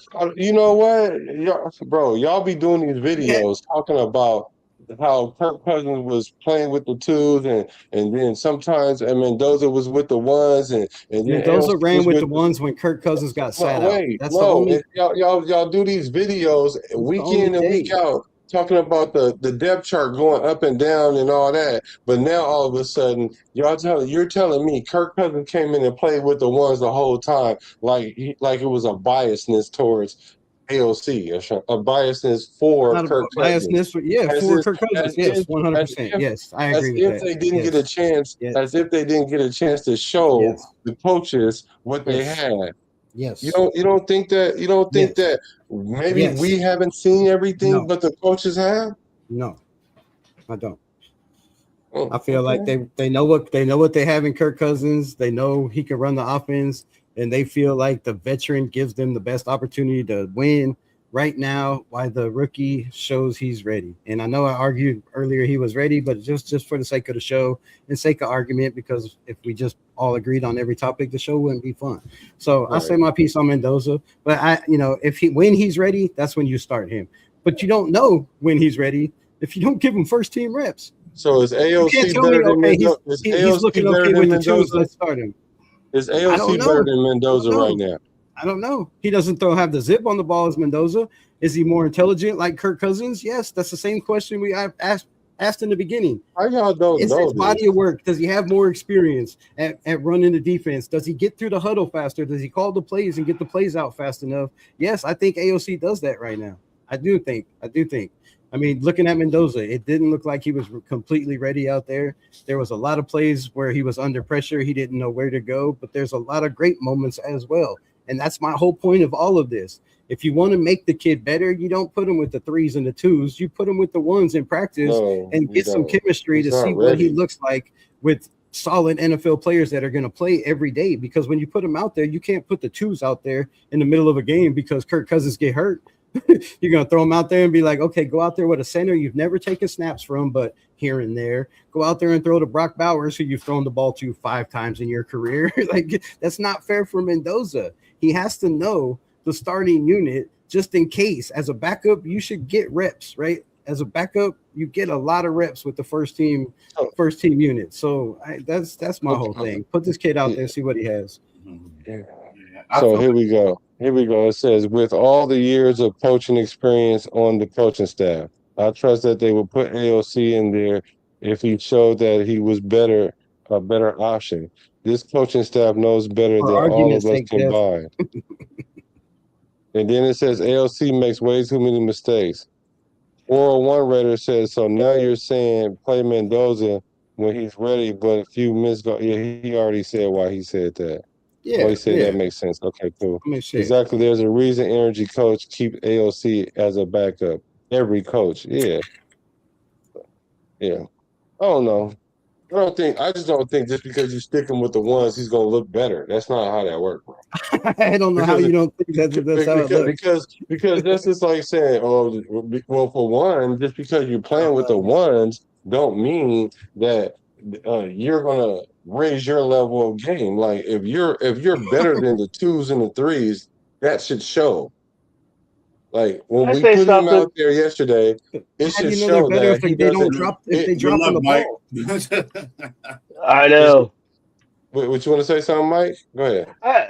I would like to. I mean, if we had unlimited 2-a-day practices and all that stuff, then yeah, you could run. The coaches have a feeling who they've seen them in OTAs and mini camps and stuff like that. They had gotten a chance to evaluate them best they could from those kind of practices. Which we only get so many training. It's all regulated by the NFLPA how much time we got. So they have to go with their gut decision. Sometimes it's a gut decision on who they think they can deserves their most first string playing time, practice time, and their gut decision is all the coaches, Mike McCoy, not just Kubiak, but it's Mike McCoy as well, and even Fernando says he's not ready. I mean, when your quarterback is saying he's not ready, I don't want him in there. No, I don't want him in there. And you can't do it. Maybe in the off season, or they can get some more time. But right now, they only have so much time they can practice. It's extremely limited the amount of time they get to practice. So no, you can't split up time evenly between three quarterbacks at first string. I'm sorry, there's just not enough time for it, in my opinion. I think people are on different pages too, because I think Kubiak isn't the Falcons and all these other teams doing it right now. Minnesota, they're all split. No, they're not, because Minnesota just named their starter. But go ahead, Jason. I think Kubiak believes more in his, I don't know if I'm saying his coaching, or he can do more with this team than I think I don't know. I think he's confident in what he can do, but as Raider fans, I feel like we know the pulse of this team. Like we know, because wide receivers, like with Kirk was slinging it to tight ends. You know what I mean? It wasn't too much you know what I mean? Our wide receivers weren't really overpowering. So that's the thing. Like, it's going to be hard for us to compete with these DBs. A lot of these teams got good as like two DBs on both sides. You know, normally it's like one lockdown, but these teams are drafting good DBs on both sides. Look at Houston's DB. That's what I said. I got to wait till we see what they do against them. You know what I'm saying? So it's hard to say. You know what I mean? It's hard to say that. I mean, how Kubiak wants, the experience of Kirk and all that, like, and I get it, but I mean, we're not going to get nowhere. So that's what I'm saying. Mendoza might as well get more reps, because we're not going nowhere.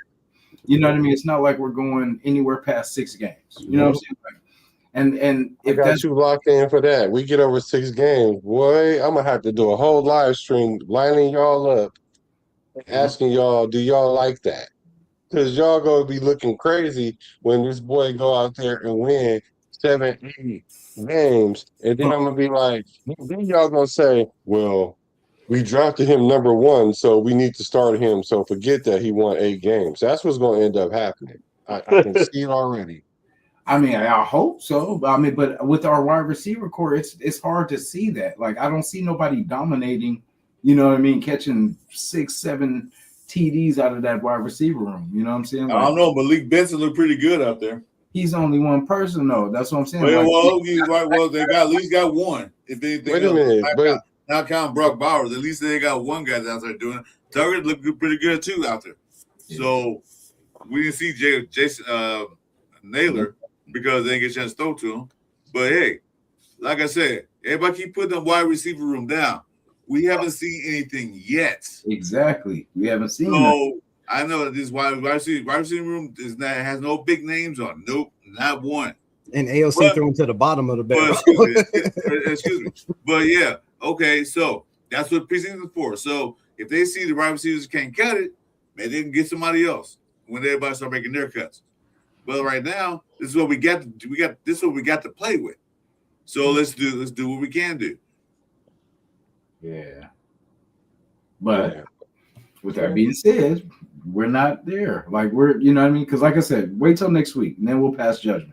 Because then that way, I'm glad you said that. Gonna be silent. There's gonna be some silence. Don't be surprised if there's gonna be some silence coming out that. What's gonna happen next week? What's gonna happen next week if we play the Baltimore? I mean, we play Houston, right? And Kirk Cousins go out there and look the same, right? And let's say even Fernando looked the same. And let's even say AOC looked the same. Let's just say they all look the same. What does that tell you about our team? Because I don't know. I'm asking. I'm asking. I'm not trying to. Staff. I'm questioning the staff right off the rip. Damn. Question: who's coaching staff? If nobody's getting better and everybody comes out there looking the same, or they look worse. No, he's saying like the production. Like say if Mendoza does how he does it, if everybody's the same. Yeah, like basically that would be a good sign because then that would be like, okay, maybe we do. At least they'll be consistent against Houston. I don't really have a fault. I don't have really lack of faith in the quarterback. It's the wide receiver. I mean, it's who he's throwing to. You know what I mean? Like I believe he's a good quarterback. I just believe that we don't have enough weapons. That's kind of how why Kirk is starting. Because imagine Mendoza trying to start with our starting unit. You know, Jack makes look good too. I mean, but you got to take it for what it's worth. You got to take it for what it's worth. That's why they out there. You got to see. Like I said, y'all passed the judgment on the Raiders already, and you saw one preseason game the first time they playing. Yeah. So you think they're gonna look like that the rest of the season? I doubt it because the offense was running vanilla offenses. There wasn't nothing special about it. If we're talking about passing judgment, I mean, you put up 14 points on a team that the Panthers went against the week before and put up 33 on, right? And you're supposed to have the number one pick overall. You're supposed to have all these money, this high paid coach, right? You go up and put up 14 points. Wasn't 14 points our average last year? Like we averaged 14. We averaged 14.2. Get it right. Oh, my bad. We averaged 14.2, Chris. But I mean, come on, man. We're going out there with Clint Kubiak. And I know it's a preseason game, but isn't a preseason game? Isn't a preseason game going out there and slinging the rock, right? I mean, go out there and throw the ball because that's what a lot of these preseason teams. But you got to remember one thing. That's a lot of these teams. Like Pittsburgh went out there throwing the rock. Wait. Cardinals went out there. Cardinals were just as bad as us last year, right? The Cardinals won just as many games as us last year. In case you didn't notice, dude. In case you didn't notice, when Mendoza came in, the Cardinals still had their first team defense on the field. While Mendoza was playing behind the second string offensive line. In case you hadn't noticed, and he still did pretty good. I don't know if you noticed that. They still have most of their shit. Wasn't Chicago over 500 Chiefs? They had 8 or 9 other starters on the field when Mendoza came in. Wasn't Washington over 500? We play Arizona this year? Yes, we do. Wasn't the Patriots over 500? So wait a minute. Hold on. So we play Arizona this year, right? Over 500 G fans. So are y'all think? So I'm pretty sure a lot of us had us beating Arizona this year. Has that changed now? Since we played them in the preseason, all these variables and factors that we talking about.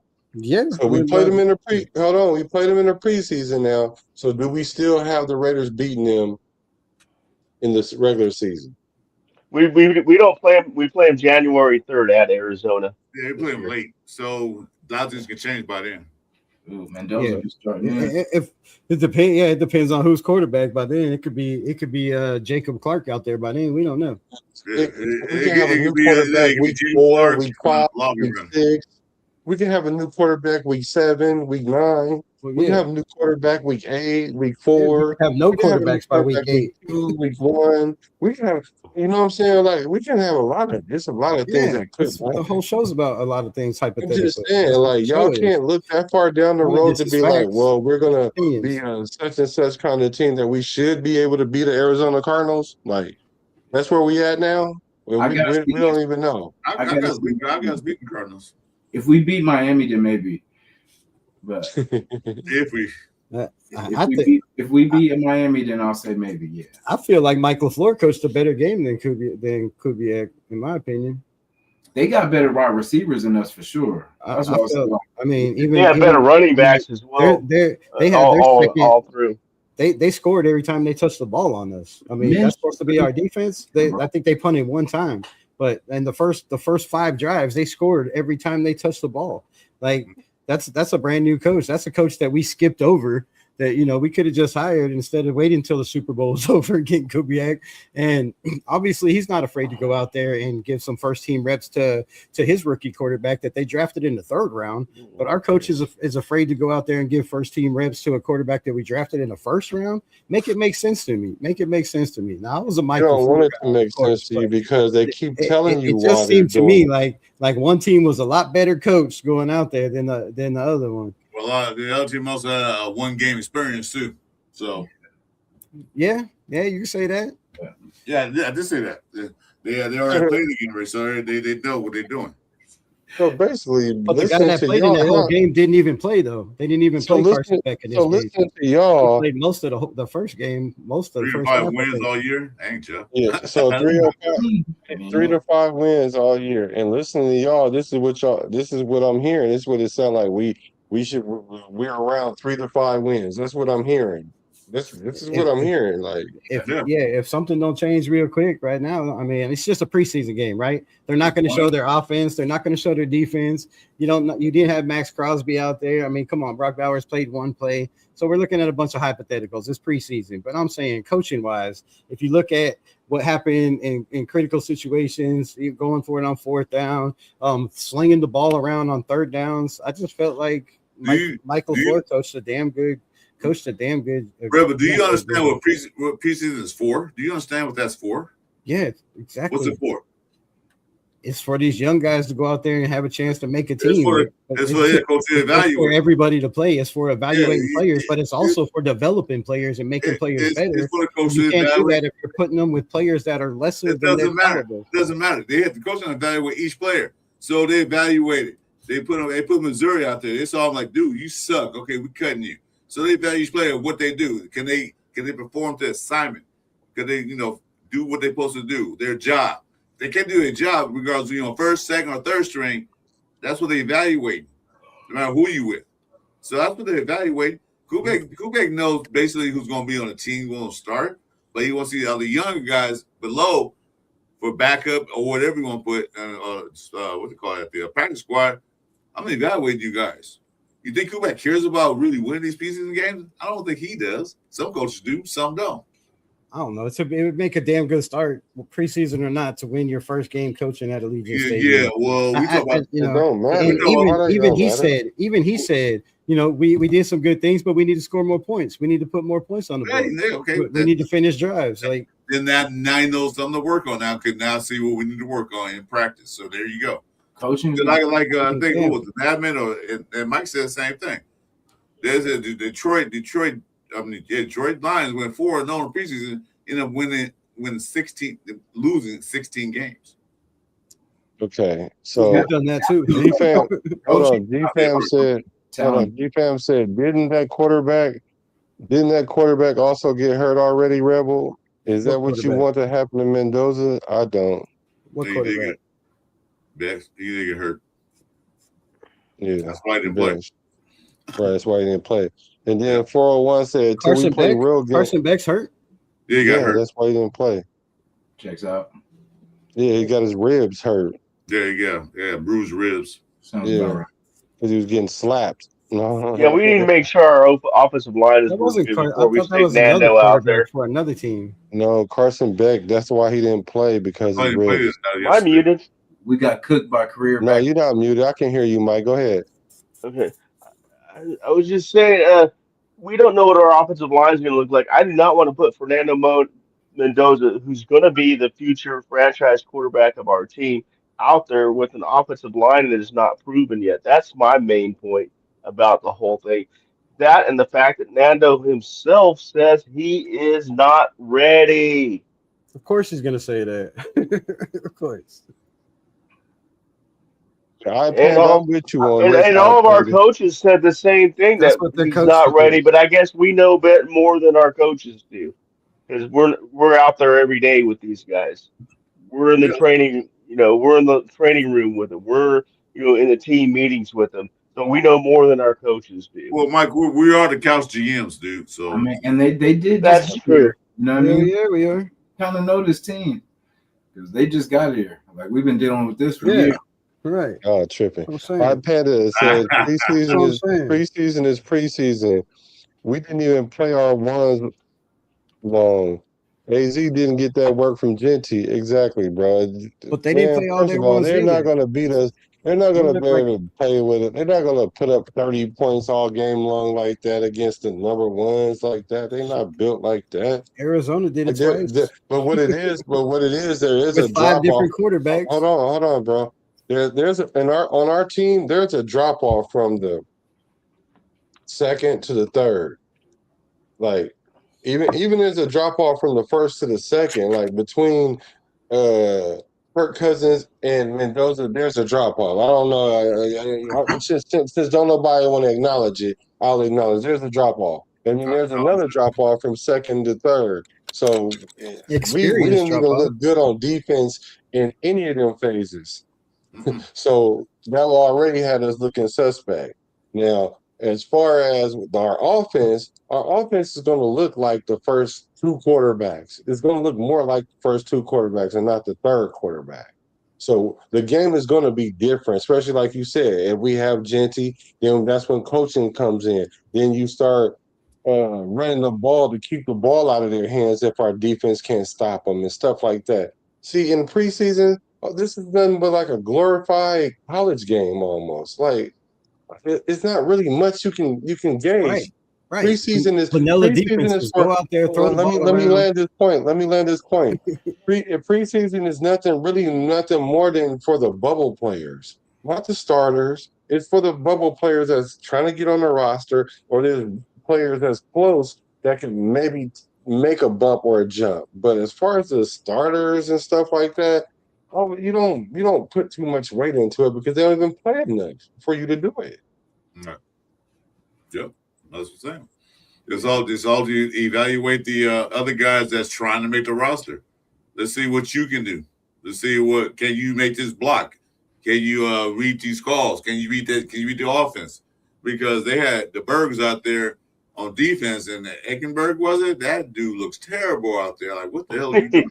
Miss a You tackle. thought he looked bad out there? I thought I saw him out there making tackles. See, he threw a pretty good right hook that one time. Yeah, he did. But Lightfoot looked barely 87 yards with no protection. And Eckenberg, I like, woo, he missed a couple tackles. Like, dude, tackle that dude. I'll have to go back and look at that because I haven't looked at our defense yet. I looked at our offense, and I saw some plays. You talking about drop off? The linebacking core is a drop off. You take for sure. Bean and Walker. Yeah, they got the Bergs in there. Like, whoa, that's a big drop off. That's why I say we need a couple more drafts and a couple more free agencies, man, to put this thing together. I agree with that. Exactly. I agree with that. Drop off was a lot more than I thought. Like even those young corners that we keep hearing about, like McCoy got cooked a couple times. Darian Porter got cooked for a touchdown. Oh, McCoy got hurt too. I mean, McCoy got hurt. Yeah, them boys were getting worked. Wait. I seen Hezekiah Massis try to go in there and tackle with his back. The dude literally ran up and turned around like this and got smacked in the back of the head because he didn't what are you trying to do out there? So yeah, is that coaching? Is that that's what our coaches are coaching? It's not coaching. No, it's talent, bro. We just don't have talented players. Hey, so wait a minute. Hold on though. You got a question? McCoy got injured. We ain't won for a year. Yeah, McCoy. He had slight foot in his head. They didn't say anything more about it. Damn. He got a slight foot injury. I don't need to hear that. Oh, that's interesting. I thought you said. Yeah, you got to remember that he hasn't played football in a whole year and some change, so it's going to take him a second. But them corners was out there looking. They was looking suspect. I ain't gonna lie, Yeah, they because were. they look like they're too light. You know, they look like they're too light, all of them. Because the receiver was just basically pushing them out the way, like, or giving them a bump out the way. So I don't like that. Not Jack Bash. He was bodying everybody out there like it was basketball. Like he's trying to get our rebounds. corners. I want. Yeah, that's what I'm saying. Our defensive I want backs. to see what he does against Houston before. You know what I'm saying? Yeah, the corner's really getting cooked, but there were a lot of young receivers out there. I think the only one that was more experienced was either Johnson and Stokes. Even Stokes got cooked a little bit. So. Oh yeah, he gave us something. Yeah, we do have good schemes. This is where we're gonna win. Is because our schemes. Just like our wide receiver situation. We don't know we that, seem though. to think that since we don't have a big name, that our receivers can't have like an impact. Sure, it might take two receivers to do what maybe one receiver could do. It might require Naylor and Benson and Tucker to take the pressure off of Brock Bowers instead of having a one receiver that could do that. Best is going to take some pressure off of Brock Bowers. I don't know. Everybody was talking about this separation when it comes to Best, but you guys don't understand. He don't need separation to catch the ball. So that's not his thing to get separation. So I seen how Kubiak called those plays, and I seen how he was using Tucker, and I seen how they ran that route to Mayer. Did y'all see that? And did y'all see how Mayer got hella open? Did y'all see that route concept? And it was easy money. I could see Kubiak doing it all day long. We just don't know who the receiver is that he's going to highlight at that moment. And that's fine because nobody is but him. Well, of course, the offense, but that's where we're going to win. It's called matchup. That's what going to match up. They say, what are we playing against? This team has slow DBs. So let's put our speedy guys out there. This team has speed, have what they call like more physical DBs. Let's put Besh out there. He's more physical. So they're going to match up that each week. I don't think it'll be one set receiver because everybody talking about we need a star receiver. Not necessarily. Not the way Kubiak coached Seattle. He had multiple receivers. He had that one guy who was catching everything that they threw up at him. Yeah, he got Offensive Player of the Year. Good for him. But he's going to scheme more tight ends, running backs than receivers. So he's going to make it like, you got to watch him, you got to watch him, and you got to watch him. Oh, shit, we got to watch that go way over there. Watch everybody. You got to watch everybody. Because our offense last year was basically just one person. Right. Yeah. I mean, so is Kirk Cousins better than Sam Darnold? Yeah. Is Kirk Cousins better than Sam Darnold? I say yeah. I would say yeah. Yeah. Career, like I would say. If I put Kirk Cousins on the same team, Kirk Cousins can do the same thing, if not more, than Sam Darnold. But he got benched by Michael Penix, though. No, well, that was the plan from the beginning, dude. That wasn't on him. That wasn't because of plan. But who so wait a minute. So okay. With all that being said, who ended up with a winning record and who didn't? Mm-hmm. Kirk Cousins ended up with the winning record. Okay. With that being said, Atlanta lost. They lost. Not only did they lose Kirk Cousins, the coach got fired. The GM got fired, and Penix ain't even starting this year. Like, Tua, he's still hurt. So you really telling me that Kirk Cousins is not as good as Penix? He's way better than Penix. Penix ain't even started for the team that they tried to put him as the starter. They tried to make him the starter, but he got injured. What they did is they went and got Kirk Cousins, paid him all that money, then they turned around and draft Penix that same year. So their philosophy was, we bring Penix in to start. But we pay Kirk Cousins all the money. So they wanted Penix to start regardless, one way or the other. Yeah. I don't know. I just find it funny that Kirk Cousins sat on the free agency list for all that time until after the after the draft, and then the Raiders go snag. There's a lot of It was at You got picked up before the draft. Right before. We picked him up well before the draft, well and we already before. knew who we were drafting. That was a sign right there. Yeah, 'cause We already knew we had the #1 overall pick. We were going to get Fernando. So saying how long was They still signed Kirk Cousins before the draft. Before he started, when he started, he was like what? A week? It wasn't even that long. Seahawks won because of their defense. I feel that defense. This is a good point right here. Seahawks. There's a reason why the Seahawks won the chip. It's because the scheme. Exactly. Right. Yes, it was defense, but JSN ain't breakout just cause, right? Because they schemed. And if y'all didn't see in those first two series with how Mendoza and Kirk Cousins, those plays, those schemes, those vanilla schemes that we were running, that we actually showed, I can only imagine the plays we didn't see what they're going to be like. Exactly. So I'm seeing something different than what y'all seeing. I mean, I trust the scheme. But Jeff said we signed him the day after Mendoza's pro day. Okay, yeah. So they didn't take that long to sign him. Yeah, it was the day after the pro day. Yeah. Pro day. Yeah. Because they already told us, say, look, we're gonna draft Mendoza. And that was what, March something? That's what I meant right before. March? I didn't mean I meant right before, but I didn't know it was a month. I thought it was like right. Like They waited for the draft. Yeah, it was like that. It was like mid-March, I think. It was the pro day, something earlier mid-March. Yeah, man. Either way, he was on the free agency for a long time for no money because Atlanta got to pay that salary. There's a lot of needy quarterback teams, and we knew we were going to get in the first round pick. He wasn't fishing that There's long. a lot of teams that are wishing they had quarterbacks right now. He wasn't fishing that long. He wasn't just sitting there like some of the other players are. He wasn't that long. He was free agency in March, yeah. And he went to a 3-win team because he know the scheme is going to propel him, because the reason why he even was playing bad at Atlanta when he was because they had him playing in the pennant scheme. But then once they decided to let him play under center, that's when he won 4 games in a row. When was the last time the Raiders won 4 games in a row? When was the last time? 2 in a row. 2019. Right. It was 2019. We'll see. Four games in a row. I just hope everybody keeps that same energy when Kirk Cousins is the Superman. Y'all think? Y'all keep that same enery. Keep it. I ain't saying I have not even once said he's Superman. I'm saying he's better than Mendoza at this point. As for right now, he is. Yeah, right. As of right now, he is. I'm not saying he's Superman. I'm not saying Mendoza's Superman either. I'm saying for right now, Kirk Cousins is the better of the two players as of now, and that was what we were kind of sparked this whole. Yeah, right. Salute to you guys. Thank you. I do not think Kirk Cousins is our savior. I don't think any of that stuff. No, Mendoza's not even our savior. So I don't know. That term is, there's a reason why they're saying 111. Do your 111. There is no savior.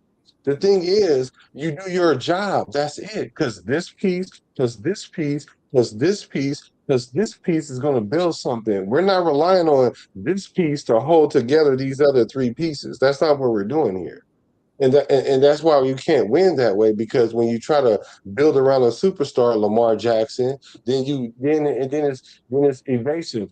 Joe Burrow, so you go get Chase, and then you go get Higgins, but then you can't afford a line. Oh, then if you can get some people on the line, then the defense is deficient. But guess what? They lost their running back because you're trying to build on this one player. Now, if you get a player that can be very competent like Cousins, and you don't have to put it on his back, then you get a running back that's solid. You got a tight end that can hold his own. Stop trying to make him be the whole wide receiving core. Just make him be a very good tight end. And then these receivers, we don't have nobody that's out there that's a big name. So guess what? All you guys collectively have to do something that's going to make the whole team, the whole sum of the parts better. Just do your part. We don't need Besh to be running 9 routes all game.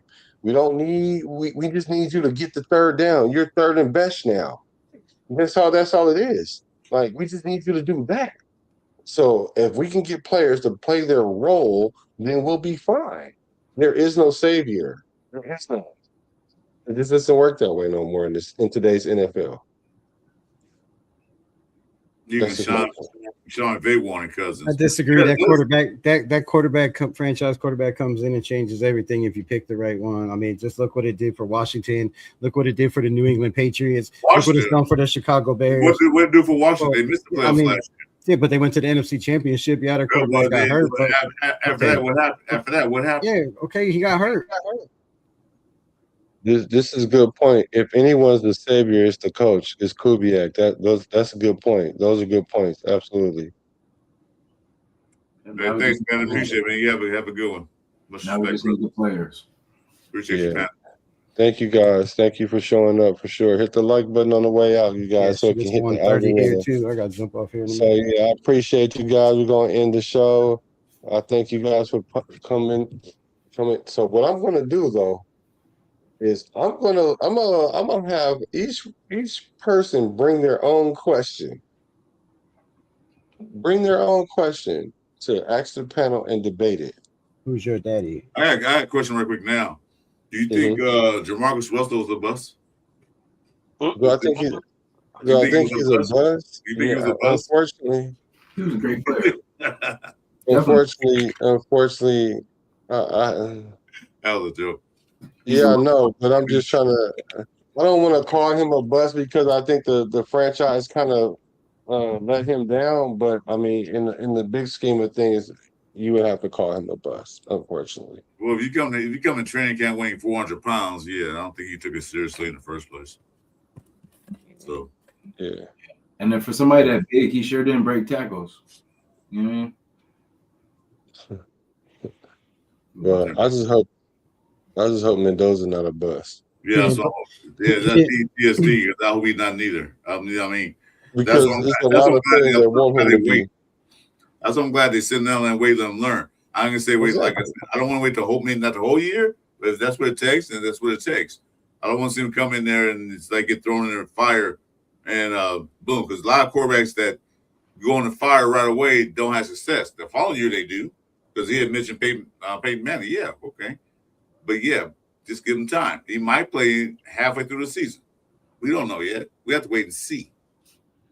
Right. Yeah. All right, guys. I appreciate chat. I appreciate you guys for sure. Chat. I appreciate you guys for hacking into the show. We all appreciate the love. We all appreciate the loyalty. When you guys already know is one nation, that's the Raider Nation, all day, every day. Because I'm a Raider, he a Raider, you a Raider, whether it be from the Bay to LA to Las Vegas. You got two old Raiders in here too, so remember that. I think I'm an old Raider too. You say you wear the Raiders on your sleeve. You say you bleed silver and black. But when the pressure hits, do you stand your ground or do you run? If you've got what it takes, step into the arena and show us. This is Fight or Flight with Black Dakota